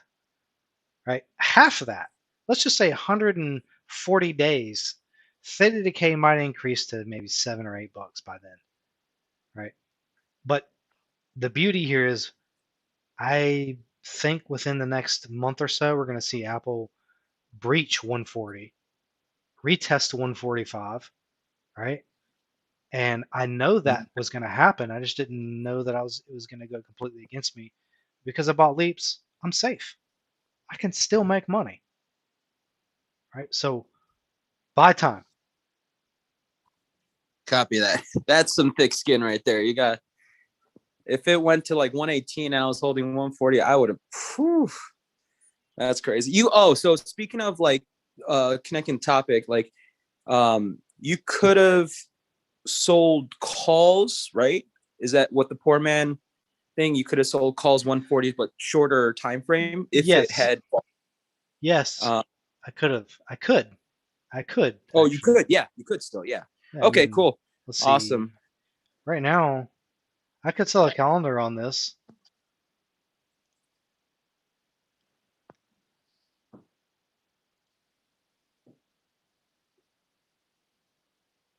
Hold on. Why is it zeroing it out? That's making sense. Let's try this.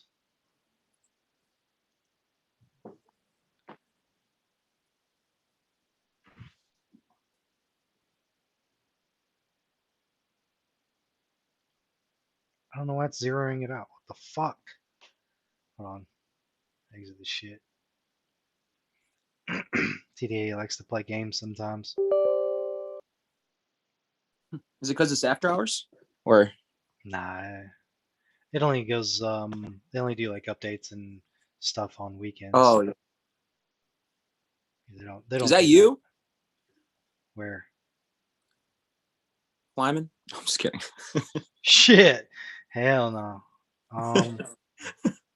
I wouldn't even be surprised at this point, man. No, not me. I'll jump out of a plane, but I'm not doing that. Some people call me crazy though, but I'm not scaling 200 or 300 feet of rock with just a harness and a couple of carabiners or whatever they carry. Screw that. Oh, that's why. That's why. Okay, so we're looking at front month. Boom. So today is the 15th. Okay, so I could sell a position on this, certainly. Let me just see how much it cost, or how much it's paying. Yeah, 291. So I could sell this for 291. Guaranteed make 291. If it goes against, or if it goes in the money on the short call at 140, I'm still making money, right? We'll get out of that short. Probably get out of that call too, because I probably wouldn't do that right now because it's against me. So I'm kind of digging myself out of a hole currently. Oh. So once you're in profit for the leap, then you would on top of that sell. So you're just getting more money, right? I mean, you wouldn't sell calls while you're losing. Ideally, when I had got into this position and the stock was falling, that would have been the time to have sold calls on it. Got it. Okay, to like cover the loss. That makes sense. So had I done that, I would have covered $300 to $400 in loss at the time, because those calls at the time they were higher in premium, so they were valued higher. I could make $300 to $400 off of the same position, shorting it, and it went against us. So I would have made I would be in massive profits, or I would probably be 80 to 90% return on that position. Oh wow. Could have sold it, and then now I'd be here looking at it and saying, all right, well, I'm technically up right now because I'm Yeah. only down 142. So had I taken in $300, I would actually be up over $150, right? So that's kind of how I look at it, right? You know, you want to sell, you want to short against the position when it's peaking if you're doing the Mhm. diagonals, and vice versa. You want to short a position if it's at a support level and it's run out of seller strength and it's picking up in buyer strength. You want to short a put there, right? Which Mhm. is obviously the CSP. So that's how I would go about it. Cool. Thank you so much. You're welcome. Okay. I'm not sure who is next. I guess I'll go with Peter since Mike's had quite a few questions, so I jump to him next. Go ahead, Peter. Hey, Hasta, how you doing? Very good. I have just one question, two questions actually. So what Johnny was saying before with, blowing past a certain point. So like I had some Amazon shares and I set a limit order to sell them at a resistance that was coming up, and then it just, blew past that.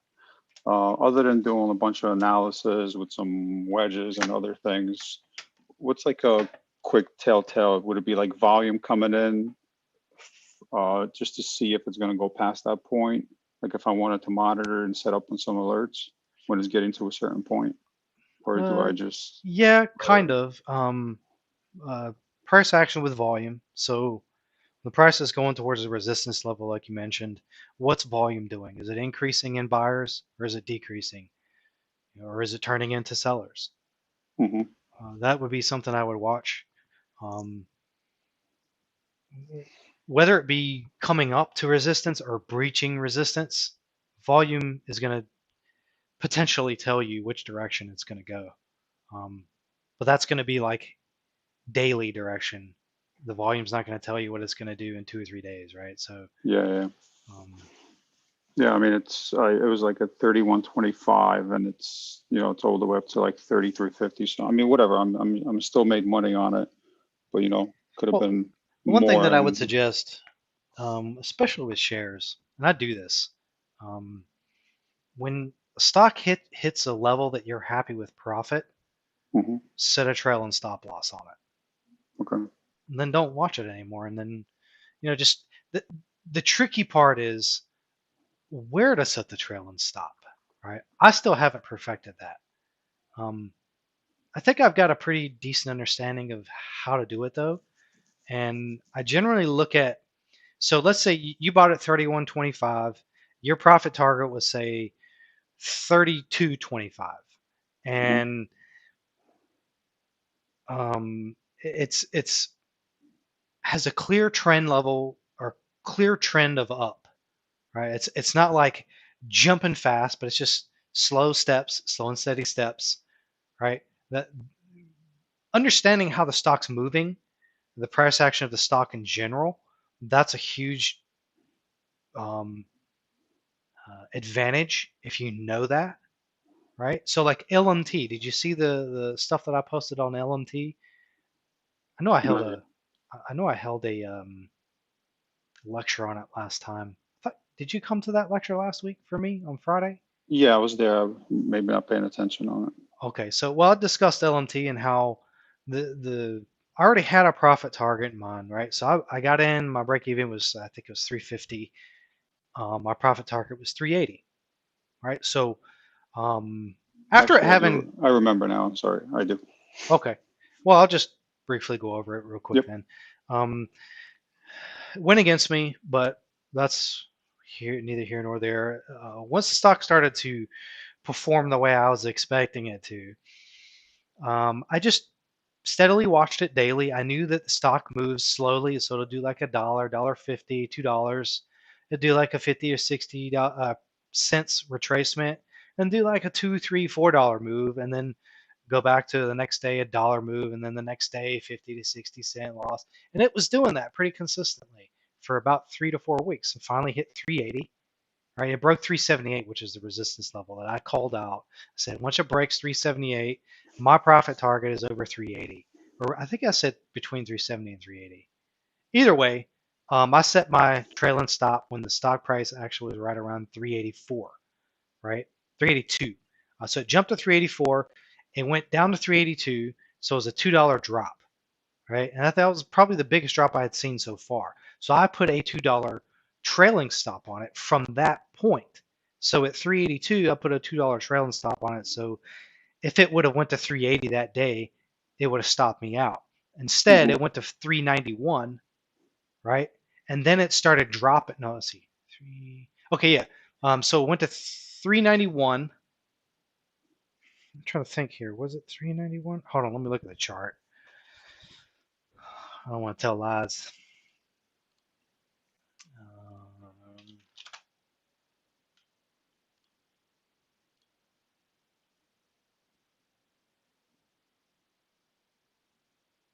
Just give me a sec. 20. Yeah. I think it was here. Went to 390.29. That's it. So it exited my position at 387.76, I think it was. It wasn't exact. I had it at a $2 trailing stop, and it went a little bit above that. But either way, you get the point here. It went to 384. It dropped $2. I put a $2 trailing stop on it because that was the biggest loss I've seen so far in the price action. And then the stock jumped up another $10, fell all the way down to 384. Honestly, it stopped me out at 387 some change, but it actually went all the way down to 384. So that was a perfect stop loss for me because I stopped out at a good level. Now it's back to 390. It went to 392. But whatever, I'm happy. I got what I was looking for, right? And that's the key here is go into it with an idea, with a strategy, and with a plan, so that you don't get into it and be like, well, I'm gonna let it run, hopefully make 1,000%. Right? That's a mistake. That's a fool's errand. Right? No, I'm not expecting that. That's just unrealistic. But yeah. An extra 1,000 here and there, that kind of hurts a little bit, but right. I understand that. Profits. The one other question that I have is rolling puts. Do you usually wait till like the last week? I think I might have asked this before, but I don't remember. So I'd say 10 days of expiration, or 14 rather. It's so like let's say it's Friday. Come Saturday, that's 14 days left. I would be looking to exit or roll that position come Monday. So Monday, I'd say if we get a pump, get a pretty decent green pump. First of all, you got to know which direction is the trend, right? Is the trend down? Because if the trend's down, you get a green pump on a Monday. I'd say that's your time to roll. Yeah. Right. You don't want to wait all the way to the end because you run out of opportunities. Right. I had the opportunity to get out of every one of these positions I'm in right now that I'm bag holding. But I wanted to wait it out, let Theta do its thing. I waited too long. I missed opportunities. Now I'm back holding. Right. So when you come up to that Monday, which is 12 days left, that's when you want to really start looking, okay, I want to roll this. I need a green day to do it. Go ahead and have a plan and strategy in mind. When this happens, I'm going to jump in and, or roll rather. And also ask yourself, when you are rolling, are you rolling? So is it a week that you think you need? Is it 2 weeks? Do you think you need a month? Right? I wouldn't go any further than a month. Right? I'd try to stick to a week or two if you can get premium for it, if you could roll strikes for no debit, then absolutely stick with a week or two.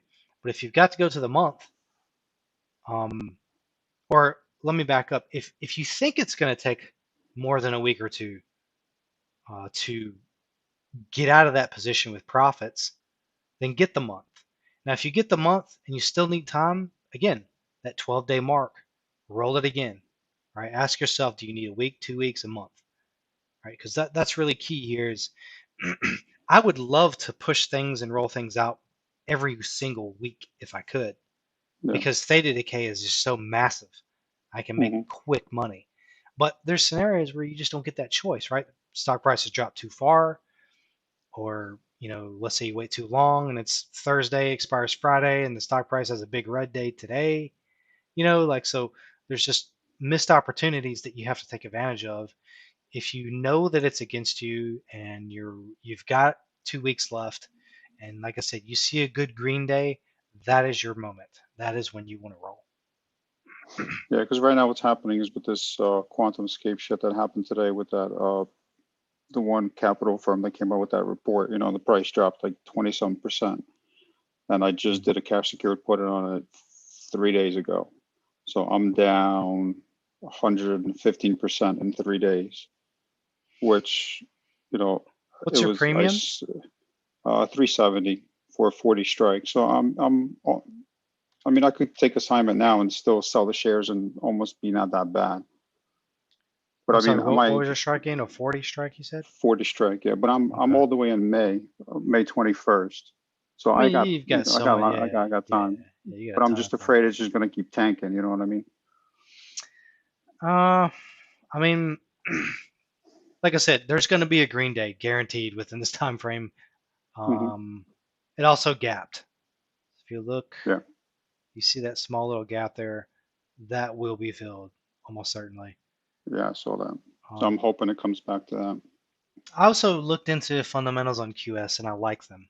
I like this company. I do too. So that's why I kind of did something with it. So I mean, personally, man, I wouldn't worry too much about it. You could, even if it's at 35, let's see, it might come down to 30, right? I wouldn't worry too much Hmm. about it. I think you'll see some green much sooner. So if you see green in the next 2 to 3 weeks or 2 weeks, I'd ignore it, right? Because theta I have, hasn't decayed much. You're not going to be able to roll that position for yeah. a lot of premium. You got to wait. You got to let theta do its thing, right? That's why I say last 2 weeks, right? That's the time you start really asking yourself, Yeah, I'm when not I get looking to out. roll this one. I'm in a Neo 40 put right now. That's on May 7th, which I still have 3 weeks left on it. And it's hovering between 35 and 40 for like the past couple of weeks. So I'm hoping it gets there. But my break even on that is 37. So even if I take assignment, I could pretty much flip those shares or share cover call right on it. Yeah, Squeal it. yeah. I always recommend trying to sell cover calls on the strike you got assigned, just so that you can Hmm. keep the full premium from the first CSP assignment, and whatever extra on the CC is your bonus. Hmm. Okay, I got Because you. it's kind of that whole scenario. Like, let's say you got assigned at 37 is your break even, you sold a 37 call.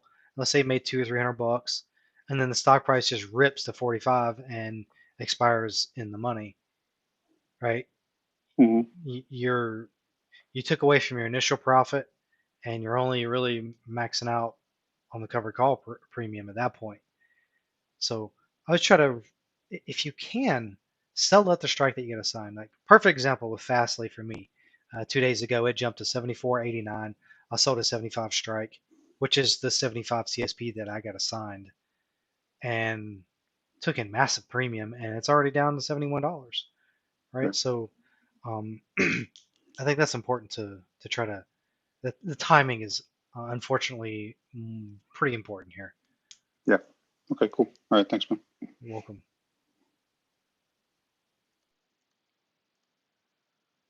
Okay, Mike.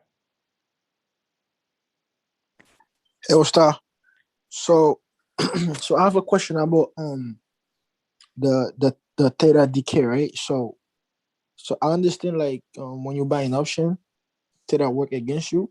When you're selling options, like, you want like it's in your favor, right? But I don't really like understand, like, deeply, so I'm talking about, right? So how does it really work for you when you're selling options? So when you're selling options, theta works for you because the way you get into that position, you sell it.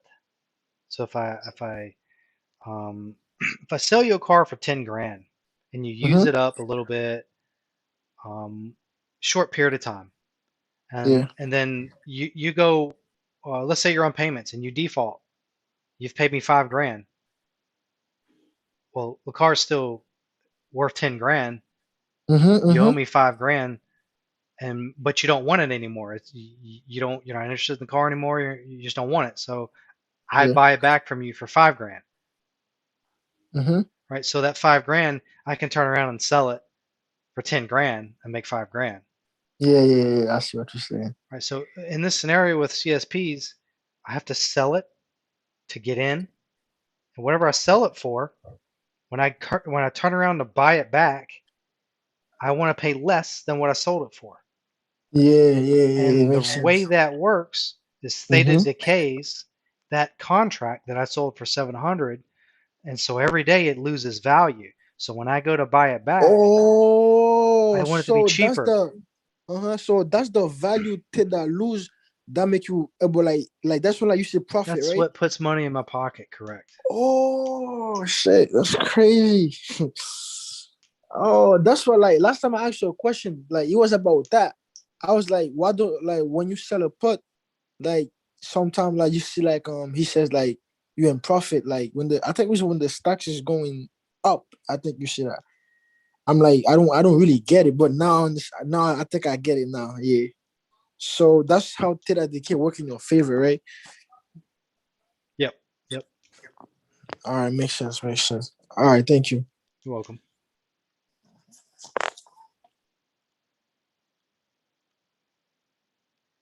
All right, I'm gonna take a crack at this person. iPhone, go ahead.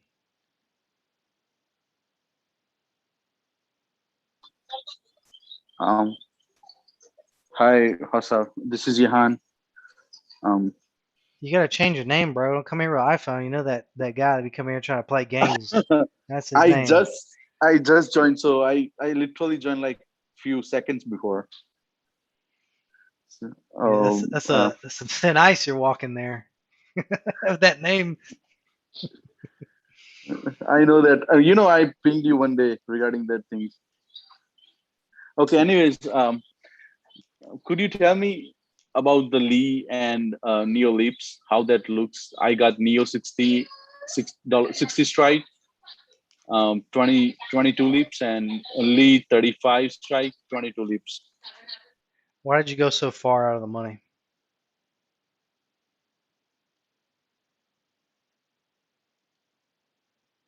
Did it mute you? I guess it did. Why did you go so far out of the money? When I got in, it was somewhere around like 55, the Neo. And Oh, okay.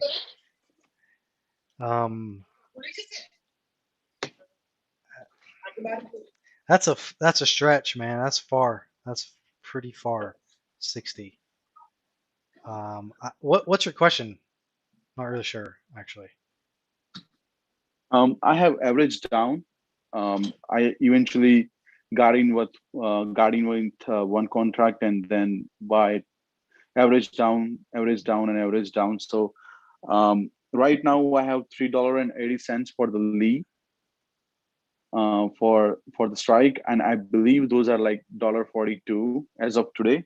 So do you think that a couple months is good to hold? How long have you had this? I would say 1.5 months. Yeah, you could probably hold it for another month or two. Let's see why not. I think that's plenty of time to get Neo back up to that level or close to it, so that you don't. I mean, I think since you've averaged down, you should see profits by the time it hits 45, maybe, or above that. But I don't see any reason to not hold this for another month or two. You've got time, right? 80 days, I'd say. Get out of it in 80 days. That's almost 3 months. Okay. I think you'll see profits sooner than that, though. I'm not gonna say profits, but I think you'll see the price of the stock come back up sooner than that. Okay. And same thing with Lee. I know the Lee's down I would imagine that it's going to do the same thing, right? I mean, Lee is basically Neo, just a smaller version of it. Right on support, Lee is. See, even Neo doesn't even. I mean, Neo's at support, kind of. A little bit lower. So this isn't as drastic as Lee, though. Lee's movements are much, much more drastic, I feel like. But I mean, this is a. I think you might see Lee come down to $17, $18. I don't know though. I mean, this is too new. Another new one. Hard to say. Definitely in a downtrend, but you got to give it some time. Since you bought time, you're kind of in the clear. I think it's a fair estimation.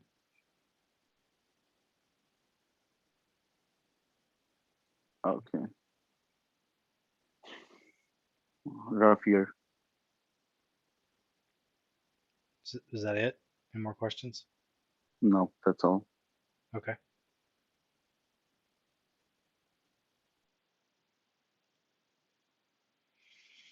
Okay. Who else? I haven't looked at the chat window lately. Where the hell is it? Oh, chat. This is not a problem I've got with Zoom. It doesn't bring up the chat window when I ask it to do it while I'm sharing my screen. Oh my lord, there's a lot of chat here. Let me see if I can get through these questions or the actual chat first. But do feel free to raise your hands, folks, please.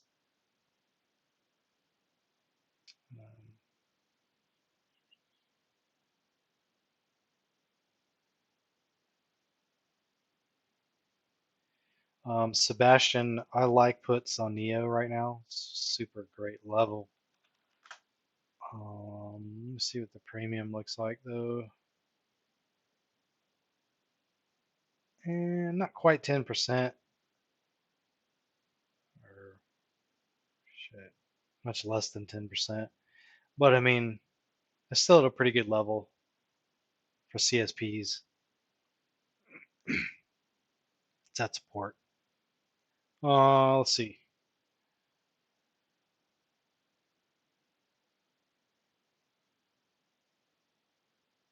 AV90, I would suggest you look into buying longer term contracts. That might solve your problem. Tej, when doing scalping, I would say 5-day, 15-minute is the shortest time frame you want to look at. Excuse me. I only look at the 1-day, 1 minute, just to see where the highs and lows of the day are. But I actually, if I were to do scalping, 5-day, 15-minute, and that's coming from Tilio. I think he told me that before. That same exact thing. He looks at 1 day to see the highs and lows, goes to 5-day, 15-minute to actually do his analysis. Let's see.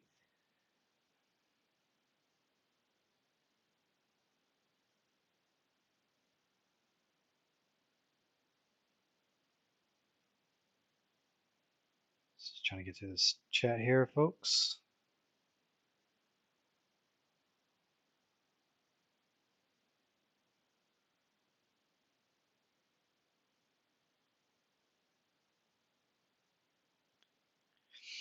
Can the trend line act as support? Charlie says, yeah, it can until it decides to break the trend. And then that trend line means squat. Trend line's only good for a short period of time, unfortunately. I wouldn't use a trend line as support unless you're going to be in and out of it same day. I think trend lines are more for short-term traders. Peter, go ahead.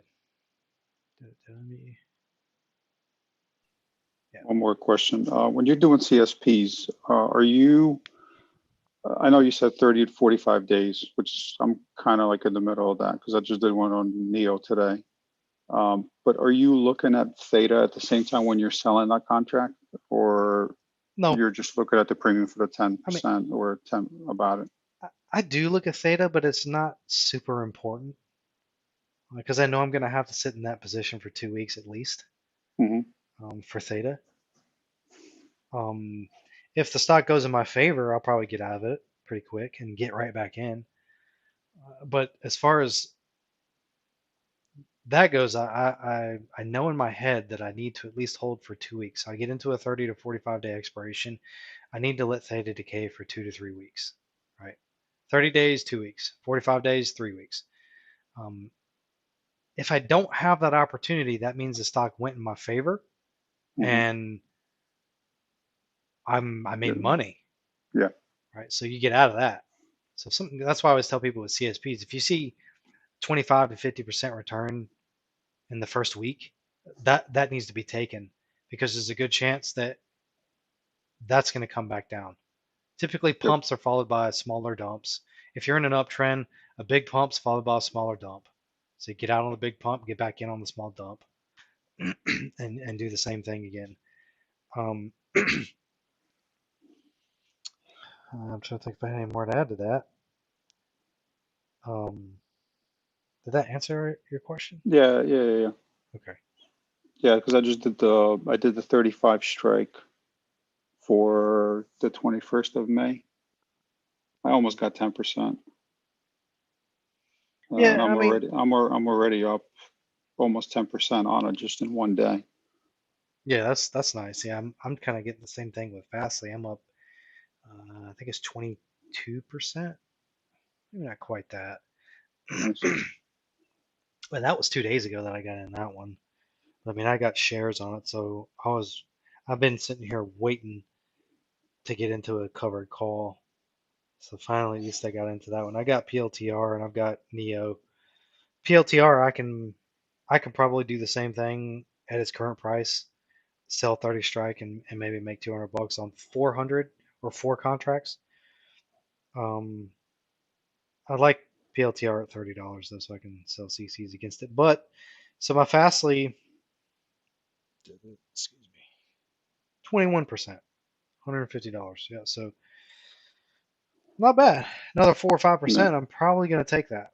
But I do think that Fastly is not going to breach 75 in the next couple of weeks, so I'll probably end up holding it longer, just because it's a freaking nice premium, $700. Yeah, it's a lot. Yeah, that's why I like Fastly a lot because it really pays solid premiums. Neo and PLTR and all these other lower price stocks, they hit or miss on how much their premiums are worth. Like you see it right now, Neo 282 on a CSP for Yeah, the 35. IV is way down from what it like normally was when it was like Right, at the 60s also, so I mean right. that's obviously. And that's the thing, like, Fastly tends to hold IV pretty well. So that's why I like to trade it often. Hmm. So if you got the cash, 70 strike on Fastly is great. 65 to 70. If you can get a CSP on one of those at the money, you should get a really good premium. And Yeah, but it's a great level to be in. I'll take a look at it. How do I get past? So I got Neo shares too, and my cost base is like $17. And then I'm just greedy. I'm like, oh, I want to get back to 60 because I was up a couple of grand and I just held it this whole time. Should I just do like weekly cover calls on it just to get money on it? You could.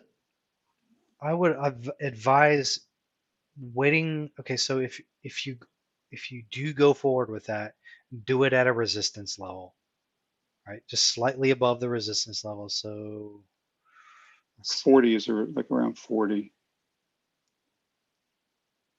or a stronger one than that. I probably wouldn't go for that. I'd probably go for like a 42. So if it gets to 40, sell the 42. But here's the thing. If it goes to 40 tomorrow, sell the 40 because that's a massive pump and it's going to be followed by some kind of small retracement. Yeah. Um, Okay. But if it pumps to like 42, 43, I mean, ideally, for me when I start to sell stuff on this, I want it to get to $46, and then I'm going to sell 50 strikes because I got 200 shares. One was a 50 strike, one was a 45 strike. My shares with all the premium and everything breaks even to, well, I think it was 42 or 43 long. But when it hits 45, then I start selling 50 strikes because at that point IV is going to have pumped, and you know I'm going to be like, if I can sell just a 50 strike simply and make, you know, just a 5% return on the premium, I'm going to make a lot more money on the shares if it calls them away. Yeah, true. Okay. Yeah, my break even was 43, so I'm down $1,500. It's awesome. Yeah, I was averaging up as it was going up. You know, when I started getting in when I was like at $6, and I was just averaging up, and then you know, it was at 60. I was like, oh, it's gonna keep going higher, and then it didn't. Well, my advice is in that scenario, trail and stop loss. Yeah. Right? When something hits a crazy high like that, and it does gaps, like see this thing, it created gaps. Always look at the 1 year, 1 day to find gaps. If you see them on that time frame, that's a solid gap indicator. Anything before that is take it with a grain of salt. But so before I get into any of my plays, I look for gaps on those plays. If I don't see gaps, then like let's say there's gaps on the downside and the stock's at a support level which is above the gap. And the gap's not too far away, it's not unrealistic to say that it would fill it. That makes me nervous. I wouldn't get in at support there. I'd say screw it. If it bounces off support and goes up, so what? Not interested. It's too much risk for me. So you know, that's the scenario here. Is like make sure there's no gaps on something that you're trying to get in at a support level, or if it's at support and there's gaps higher up, that's a good. That makes me feel good. That tells me. Sorry, pollen's killing me. That tells me that it's got a high chance of filling that gap, and if I get in at support beneath it, I'm guaranteed to see some profits. Just don't know how long I'm going to have to hold. Yeah, understood. All right, thanks, man. You're welcome. All right. Who else?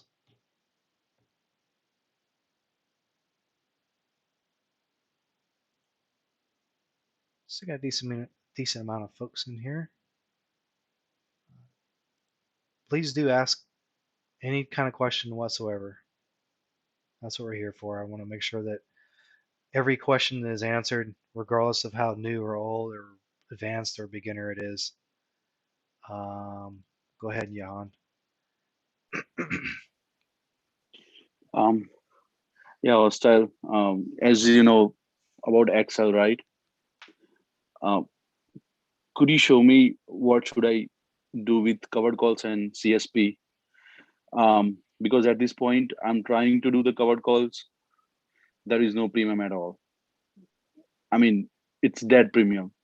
So for me, it is not even, you know, to do the covered calls is like even worth it for now. Even if I go to the December calls for my break-even price, even dollar lower than my break-even, is just paying me probably dollar or something, dollar or a couple of. What's your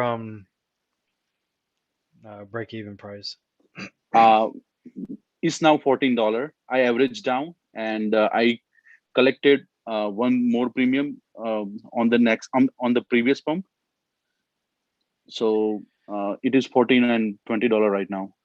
Well, instead of selling covered calls, and then I'd be selling CSPs at the $6 strike, taking that 10+% premium, and keep doing that. And if it goes in the money, and you take the shares, and your break even is going to drop pretty nicely.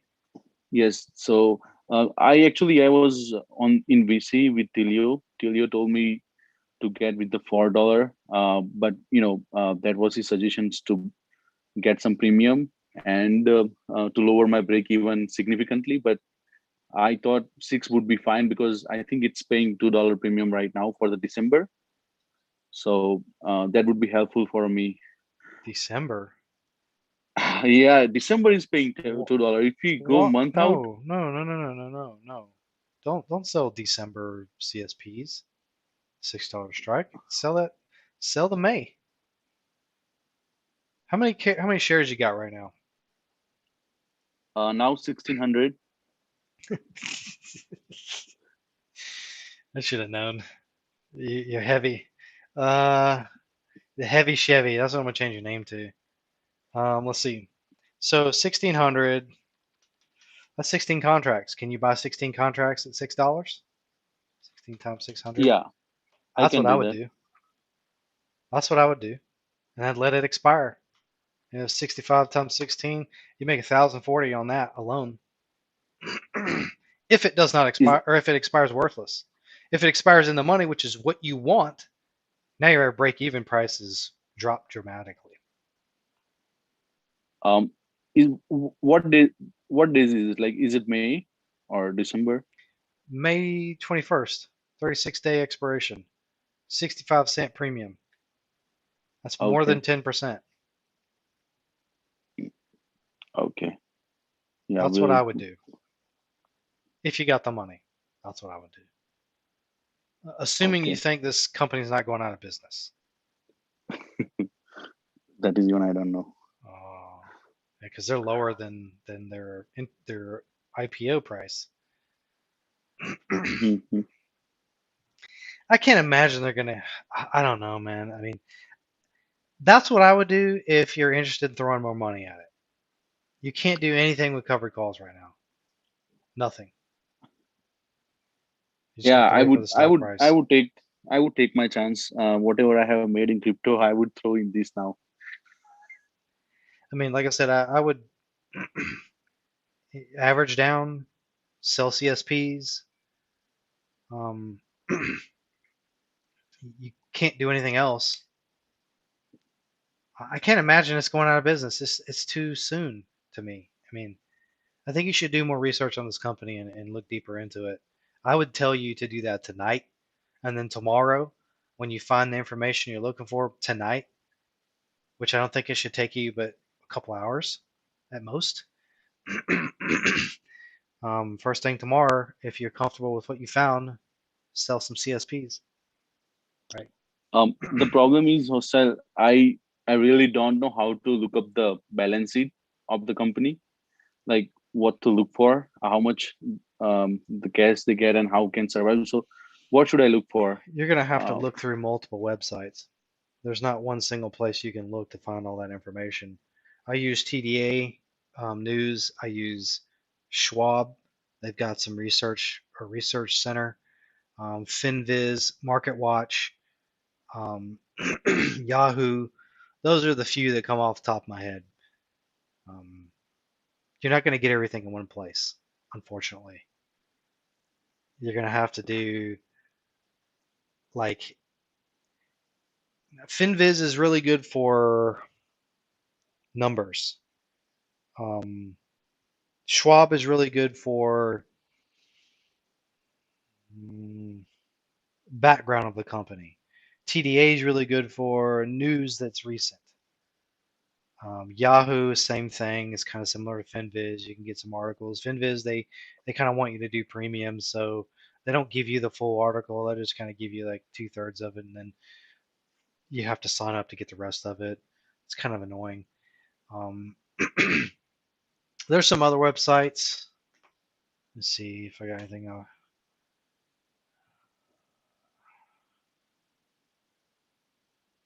I don't really use too much stuff other than what I mentioned. There's more out there though. Motley Fool, that's a good website. Alpha, what's it? Seeking Alpha, they have a lot of good news. Those are like, you can sign up for free, but it's limited to what you're going to see. And the stuff they try to draw you in on is like, you could jump in early on this stock that we're not going to tell you about, but it's the industry leader, and get in now before it goes up 1,000% kind of bullshit. And that's what they try to get you to sign up for stupid stuff like that. But for the most part, Motley Fool and Seeking Alpha, they have decent articles out there that talk about the company. I mean, how else are they going to get people to sign up if they don't have people pushing out good informational articles? But that's all they are, right? Informational articles that may or may not have all the information.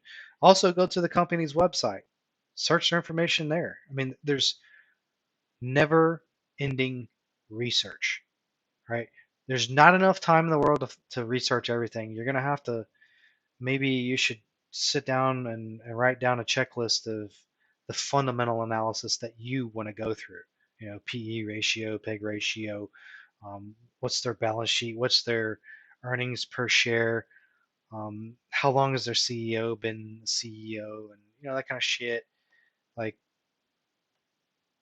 that kind of stuff is what you should be looking into. I mean, you can even go on YouTube and say, how do I do fundamental analysis, right? Or what is fundamental analysis? What's the best way to go about doing fundamental analysis, right? Like, I don't have a real straight answer for you, and this is how I go about doing my own research. I have to search through all this stuff just like anybody else. So I think it's important for you to get better at research and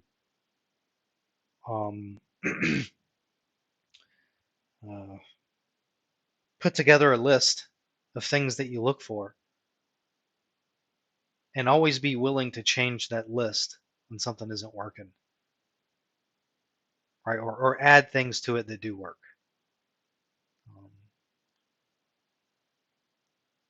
Feel free to respond. Yeah, I would research. And one more thing, like, the Nasdaq is all-time high. The SPY is all-time high. Why my port is going down? Like, every day I see a massive amount in negative. Your So, CSP? right now I have I have few CSP. Oh, is And that what most you're of referencing right now, though, as far as the SPY?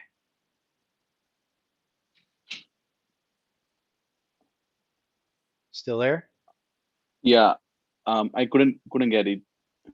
Oh, I was saying you're referencing the SPY, and you're saying your puts are down. No, You're my talking about, port, my port is oh, down. your port. Oh, Yeah. my port's down and the shit's up too, right? I mean, not every stock goes with the SPY, unfortunately. Not SPY, even though Nasdaq is, all-time Any high. of them, any of them, right? Just because the Nasdaq or the SPY or the Dow's going up doesn't mean what you've got's going to go up. But my question is, like, if the correction happens, then would that be a zero? Zero on what exactly? My port. No, unless the companies that you've got invested into go out of business. Yeah, I mean, I'm new to this stock things. Like, I always wonder, the stock has fallen already 50-60%. Nasdaq is all-time high, SPY is all-time high, and this is not. And, like, I got plenty of positions, and it is going down every day. Every day, at least 4-digit loss. And I see, like, if really correction happens, then this 60% would go like almost another 80 or 90%. And would it take like another 2 to 3 years to just even go to my break even after even averaging down? No, I don't think so. I don't think any of that's the case. I mean, again, you heard me say before, I've held shares for 10 years, so it does happen. I bought shares of Barrick Gold at $60 a share. It went down below $12. I ended up averaging down at 12 in some other areas, and at some point last year it showed profit for once after a decade. So That's the thing. You might end up being in that position. Now, why does the NASDAQ go up and the SPY and the Dow and yours port's going down? I don't have an answer to that because my port's doing the same thing, right? But I've got NEO, I've got FASTA, I've got PLTR. All that stuff's down, right? In the market right now, if you really go out there and look what's up and what's down, I don't know the answer to that because I haven't looked. I'm sure you can probably come up with that answer pretty quickly, though, or anybody here that's really interested. I'm not because I'm trying to get out of these positions. So stuff doesn't always work together or in unison, and that honestly never really does. Right? Now, a lot of these growth stocks that I mentioned, they don't affect the SPY. Right? Just because all those companies that are in the SPY help the SPY go up doesn't mean that something that's not in the SPY is going to go up with it. That's not how it works. Right? So don't think that everything has some kind of one-to-one correlation because it doesn't, unfortunately. I wish, but I'm in the same position as you. My port's down 6 or 7 grand. Whatever. Right? Mm-hmm. I mean, I don't know what else to tell you except to be patient. There's nothing else I can say that's going to make you feel any better about the position that you're in. You know, I could tell you all, yeah, this is that second standard deviation channel for XL. It's definitely going to bounce off that. It's got a less than a 3% chance of going below that line. Oh, guess what? It did. Oh, wait. Okay, so if it hits the purple deviation channel, it's got less than a 1% chance of going below it. I mean, my God, if it goes to that, that's $3 for XL. But you get the point here. Like, I could tell you, yeah, we're on the second standard deviation channel. I think it's going to bounce hard because it's on that. It's got a less than a 3% chance. I'm sorry, less than a 4% chance of going lower than where it's at. I mean, I could tell you that, but is it going to make you feel any better? Probably not. Matter of fact, you should remove all feeling whatsoever when trading. Because if you have feeling, you're not doing yourself any favors. You're going to get into positions or get out of positions that you shouldn't because of the way you feel. Emotion is a bad thing.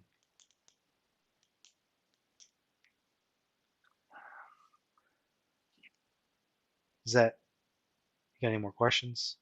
I mean, I don't really know what else to say. I could keep ranting, but what good is that going to do? Yeah, probably we'll see a couple months. When we enter in the bullish market, we'll see what is going to happen. I'm sure it'll go up. I wouldn't worry too much. Don't worry. Excel, anyways, Excel I have forgot. Only one concern I have about the Excel is if they get out of the business, like if they file the bankruptcy. That is the only concern I have. I don't have any other concern like holding the position for years. I don't care at all regarding the position that I'm holding because it is not affecting me financially, but I'm like kind of, yeah, because my investment is kind of high and I'm thinking like, how about if it becomes zero and when I have a chance you got to stop thinking so negatively.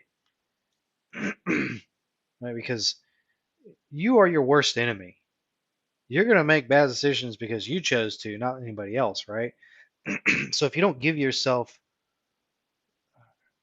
credit or the chance to allow things to play out and you let emotion take over and put you into this position, you're just digging a hole, right? So you've got to just relax, take a deep breath, take a step back. Don't even look at it for a couple of weeks. All right? If it's really affecting you that much, just stop looking at it. All right, give it a week or two, stop looking at it, and then I guarantee you, you come back, you'll feel better. It's like, let's say you're at your job and you've been working for you got to work 12 hours today. You've been working for 7. Now you're starting to eyes get blurry. You got to take a step back. Just walk away. Go outside, walk around the neighborhood, take a couple of drinks of water, eat some dinner or something. Take a break. Come back, finish the work. Same concept here. You can't let this shit every single day. You look at it and you just got this feeling. It's a terrible feeling. I get it. I understand. You can't put yourself through that. It's not going to help your position, right? It's not going to help how you feel. It's not going to help the situation you're in. It's only going to make it worse.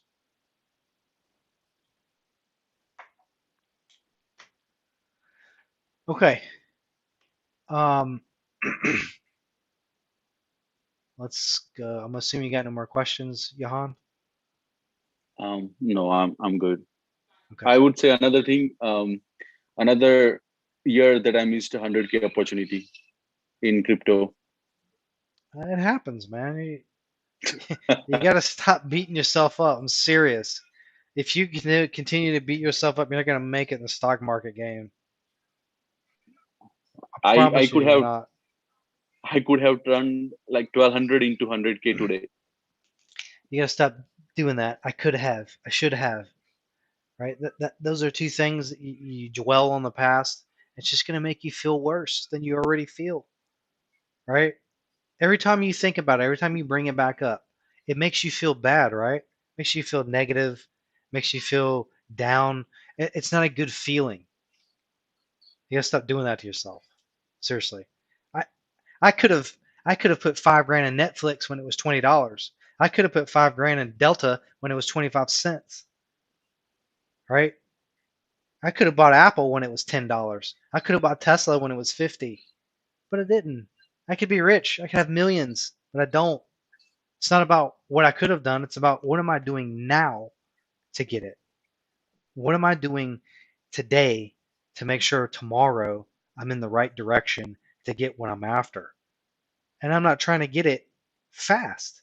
That's the other thing is this whole stock market game, a lot of people come into this thinking they're going to make loads of money quick and they're going to be able to live that life that they want to live within a year.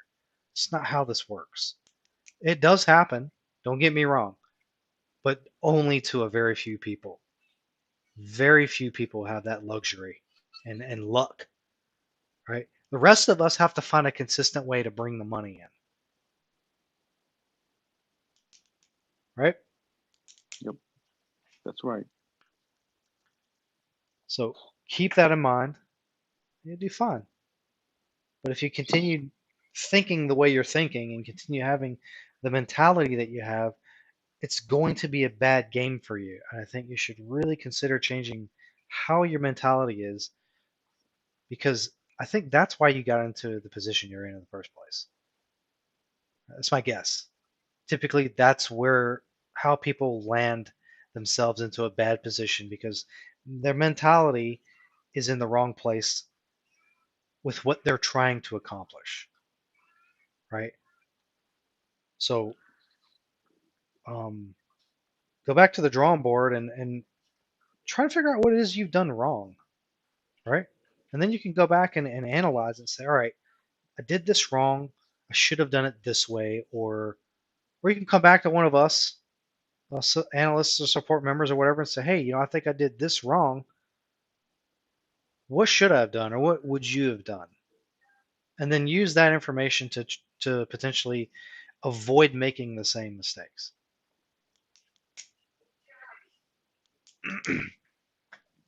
All right, I don't want to keep going down that road there. So I'm gonna jump back over to Mike. Mike get a lot of questions today. That's great. Sorry about that, but gotta ask. That's all good. So my question was about like do you use bar chart to like it's a screener like option. I use it to like do like option screener. I don't know if you use it, but I do think like it's a good idea, right? To like screen out the options and then search like the one with the highest volatility, stuff like that, and then you talking about like a scanner? Yeah, like a scanner, yeah. For options. I mean, yeah, scanners are great.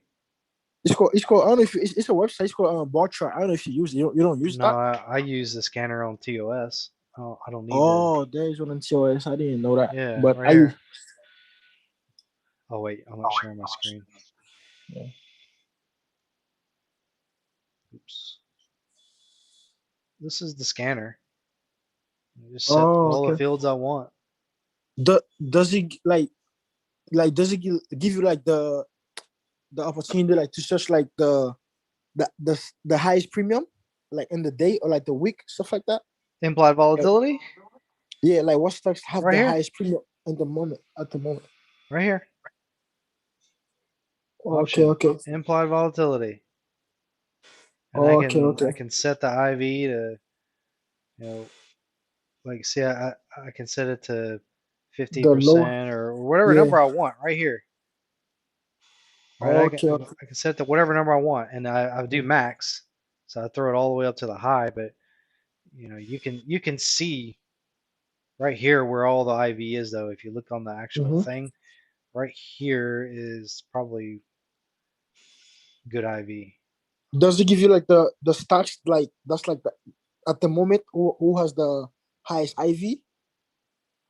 Yeah, I mean it'll give me everything that's above this minimum number that I asked it to give me. Okay. Oh, so like do you do that sometimes? Like just the highest one and then like just get into it, just to get some premium. No, No, you don't do really. that. I Right? mean, I don't have enough money to go in here and start scanning for more stocks and playing more stuff, right? I mean, I've got the stuff that I do, and that's where I make my money until my account grows larger. I won't be really utilizing some of these things like the scanner because, I mean, I don't get me wrong, I do utilize it when I'm feeling really like an analyst or a researcher. I'll go on here for 4 to 6 hours and I'll just be finding all kinds of stuff, right? But I don't generally use it because I have plenty of things to look into and put my money into. So All right, makes it's a sense. great Makes tool, sense. though. Don't get me wrong. Yeah, makes Great sense. tool. Makes sense. Yeah, I didn't know TOS got that, so I'm about to like check on that real quick. Thank you though. But You're welcome. It's got a lot, so yeah. be ready to be inundated with information. All right, thank you, no problem. So I just wanted to thank you for like at the same time like you're teaching us about stuff we don't know about, CSP stuff like that. At the same time you're teaching us about like the mindset. You feel me? Like the mindset about like the trading mindset. Like it's not just like going in like patience stuff like that. So that's really helpful. Like it's like we're hopeless, but like you give us like hope sometimes. Because sometimes like you really like want to give up. You really like, oh man, you're losing. This like it's like the fact that you've been through it all. Like it's like you saying it. Like you might think it's not a big thing, but it's even a lot to like especially me. So yeah, no, I understand. I mean, it's a peace of mind knowing somebody went through it, and they can help you potentially keep you from going through the negative stuff that they went through, right? So I get it, believe me, and it's. I mean, I didn't have the same thing, right? I had to learn everything on my own. I had to go out there and fail. I had to go out there and lose, right? I didn't get to have a place to learn, right? I mean, and I'm not mad about it. It's just that's just the hand that I was dealt when I started. So I mean, that's why we do what we do here. I mean, especially I know myself and Tilio, when we started. I mean, I came on the server a week after Tilio started, not even, maybe a few days. And the conversation we had was the time we put into the market and learned everything that we've learned. We want to teach people to avoid the mistakes that we went through because they are game ending if you can't handle it. Like like I've heard a lot of people say, man, I'd quit if I lost that kind of money. That's true. Like I'm not a quitter. Like for me, like I refuse to quit. I refuse to go down as a loser. Right? That's not who I am. That's not who I will ever become. So in my mentality is that direction. right? And some people, I mean, I've always had that mentality since I was a little kid. I've always said, you know, I've taken karate, I've been in sports, and every one of those things I've ever done, I said, I'm not a loser. I'm not going to lose. I may not be number one, but I am not going to be last. Yeah. So, you know, like I had this one thing in martial arts where I think I was 13 years old, and my sensei, I was taking a advanced class, you know, for brown belts and black belts. I was at the time I was a brown belt, and it's this class where it's physical conditioning, where you get medicine balls thrown at your face, you get kicked in the shins and the ribs, and you get punched in the chest, and you get, you know, chopped in the neck and everything, right? And then Yeah. after a full day, like, so it was a summer camp, right? For 2 weeks straight, full day. At the end of every single day, my sensei made us run a mile. Well, the very last day of that camp, he made us run 10 miles.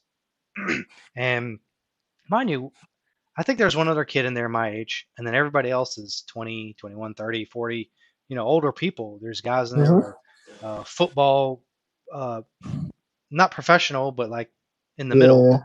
And you know, there's other people who are sports athletes and stuff. You know, all kinds of people in there that I'm looking at like, there's no way that I can keep up with these guys. But my mentality told me, I'm not gonna be behind someone. Someone's gonna be behind me. Behind you. Yeah, it makes sense. And there was 20 people, I think, around 20 people in that class. After that 10-mile run, I came in third place, and I was literally right behind the first two guys. And my sensei, he was so blown away. He gave me a nickname, a Japanese nickname. I'm not going to share it here, but it meant little warrior, and everybody in that class either loved me or hated me. They hated me because I was the only person with a nickname, or they loved me because how hard I strived to not give up, right? Yeah. And that's what I try to push here is no matter what gets thrown at you, you can make it through it. It's just a matter of how strong is your mind? How strong are you as a person, right? Failure is just a stepping stone to success. Success, yeah. All right. I mean, that's something you couldn't say it any better, you know. That's gonna stick with me for a long, long time. So thank you for everything. Thank you for everything. You're welcome. Bye-bye. Okay. Well, let's see. Coming up on 11:30 here. Does anybody else have any questions? I might go ahead and end it at 11:30 here tonight. I don't want to be on here all night. Not tonight. Been up since 6 a.m. So starting to catch up with me. But again, happy to continue answering questions for a few more minutes. So if you do have some, please speak up.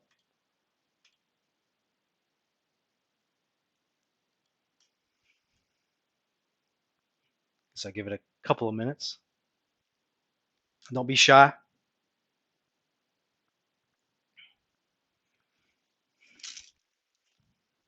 We all learning here together. One of my main goals of teaching is to hope that somebody asks me a question that I don't know so that I can go learn.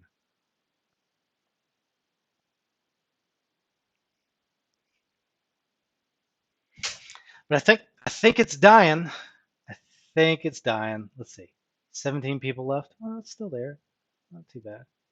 Although we had what, 70 plus today? That's not too bad.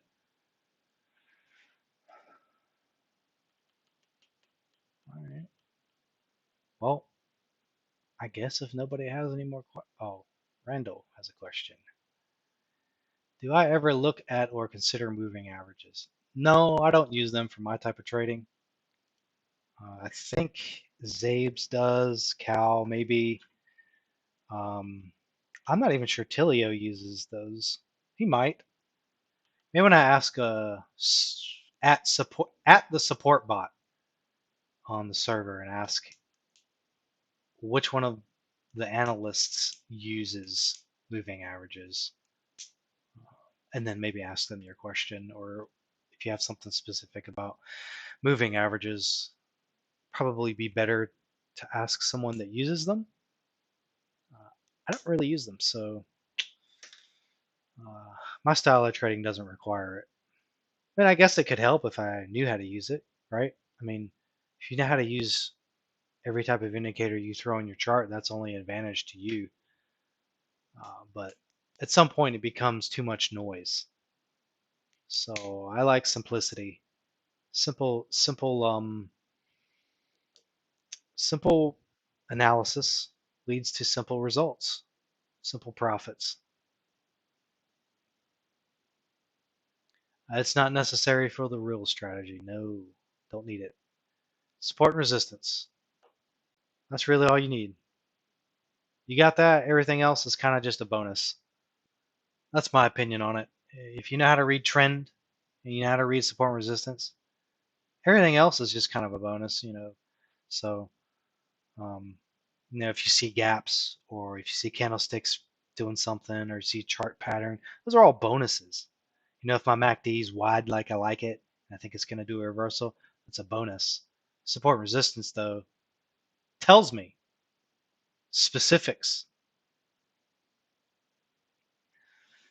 Mario's a raccoon friend. That's an interesting name. What's your break even on solo?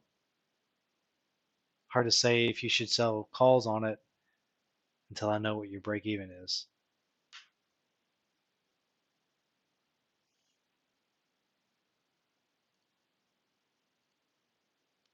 417.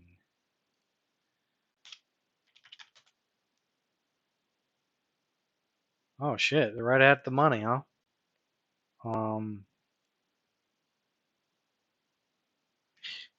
Trash for premium, man.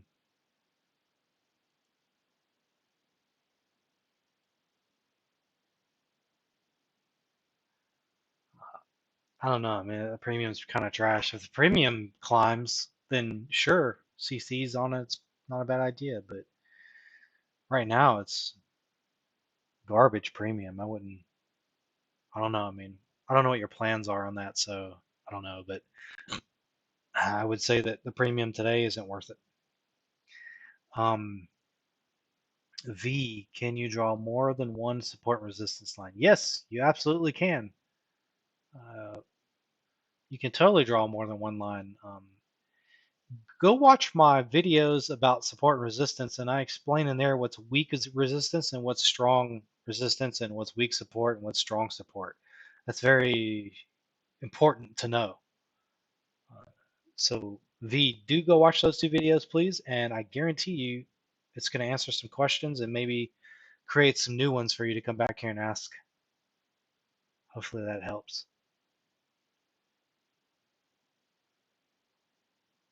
What about skills? What about them? I've already gone over them today. Is there something specific that you want? Raccoon guy?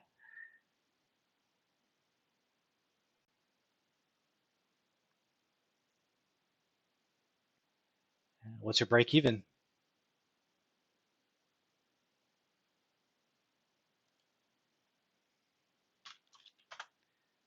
Probably would be better if you could talk though. 1656.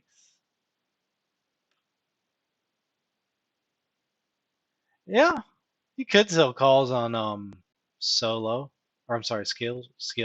Sorry, it's skills. At the money is 115. That's 1750 strikes, so that's $100 higher than your current break even. So you'd basically be making 215 if it went in the money. A little bit less, -6, so 209. If it went in the money and you expired in the money, you'd be making that much off of skills per contract.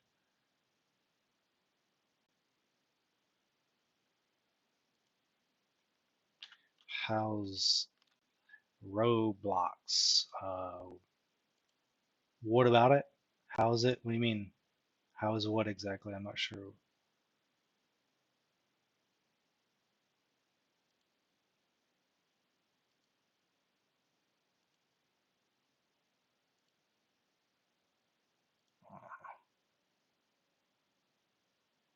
That's too new, man. That's not even 2 months old.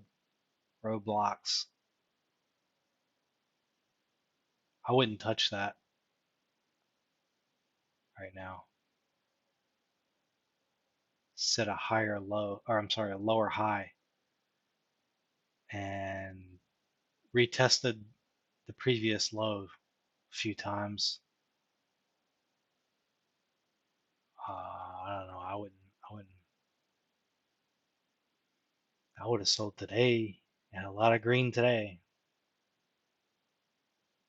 Not think you're gonna have that much green tomorrow.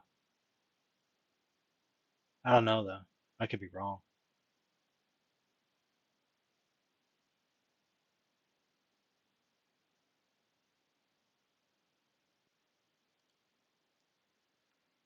I mean, this thing, Roblox, is only 2 months, not even 2 months old. Looks like it IPO'd right around $64.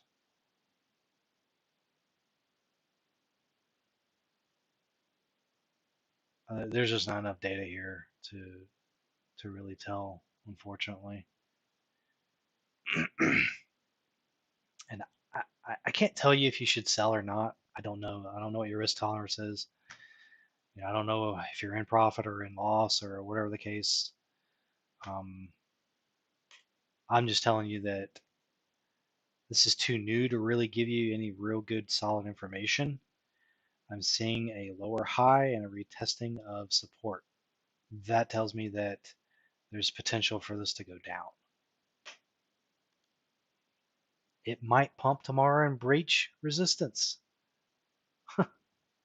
It's literally a flip of the coin on what anything can happen in the market, right? As far as generalizing and saying it's going to do this in some time frame that I can't tell you, that I can confidently say one thing or another. But as far as when something's going to happen, no way to tell. Down 5%. I mean, I don't know, man. Like that. That's why I don't do option buying, because I don't like losing. So selling options is so much better for me. It's like I get to choose when to lose, and I choose not to lose, so I don't lose. I just end up bag holding for a little while if I end up making bad plays. Right? That's what I consider losing when doing CSPs, is taking ownership of shares, because that means you got it at the wrong time, you got it at the wrong level, and or shit, what was the other thing?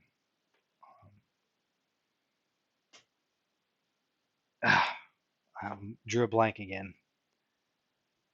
Got it at the wrong time, got it at the wrong level, and you couldn't roll it.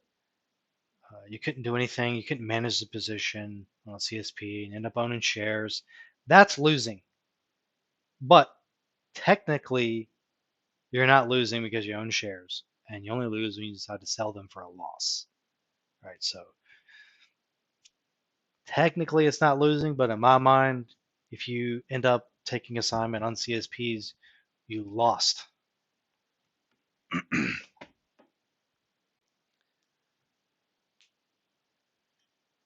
All right.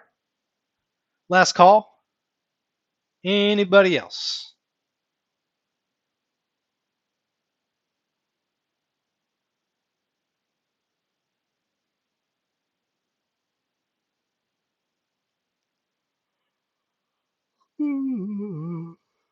Okay. Well, I'm going to hit the bed, and hope everybody else has a good rest of the night and good rest of the week, good weekend. And thanks for coming, asking questions. I hope to see everybody again at my next lecture or live Q&A. I don't really call it a lecture. It's more of a Q&A. I don't like specific topics. I like people just to come in here and ask questions. So please come up with more and join me on next Thursday. Everybody have a good night.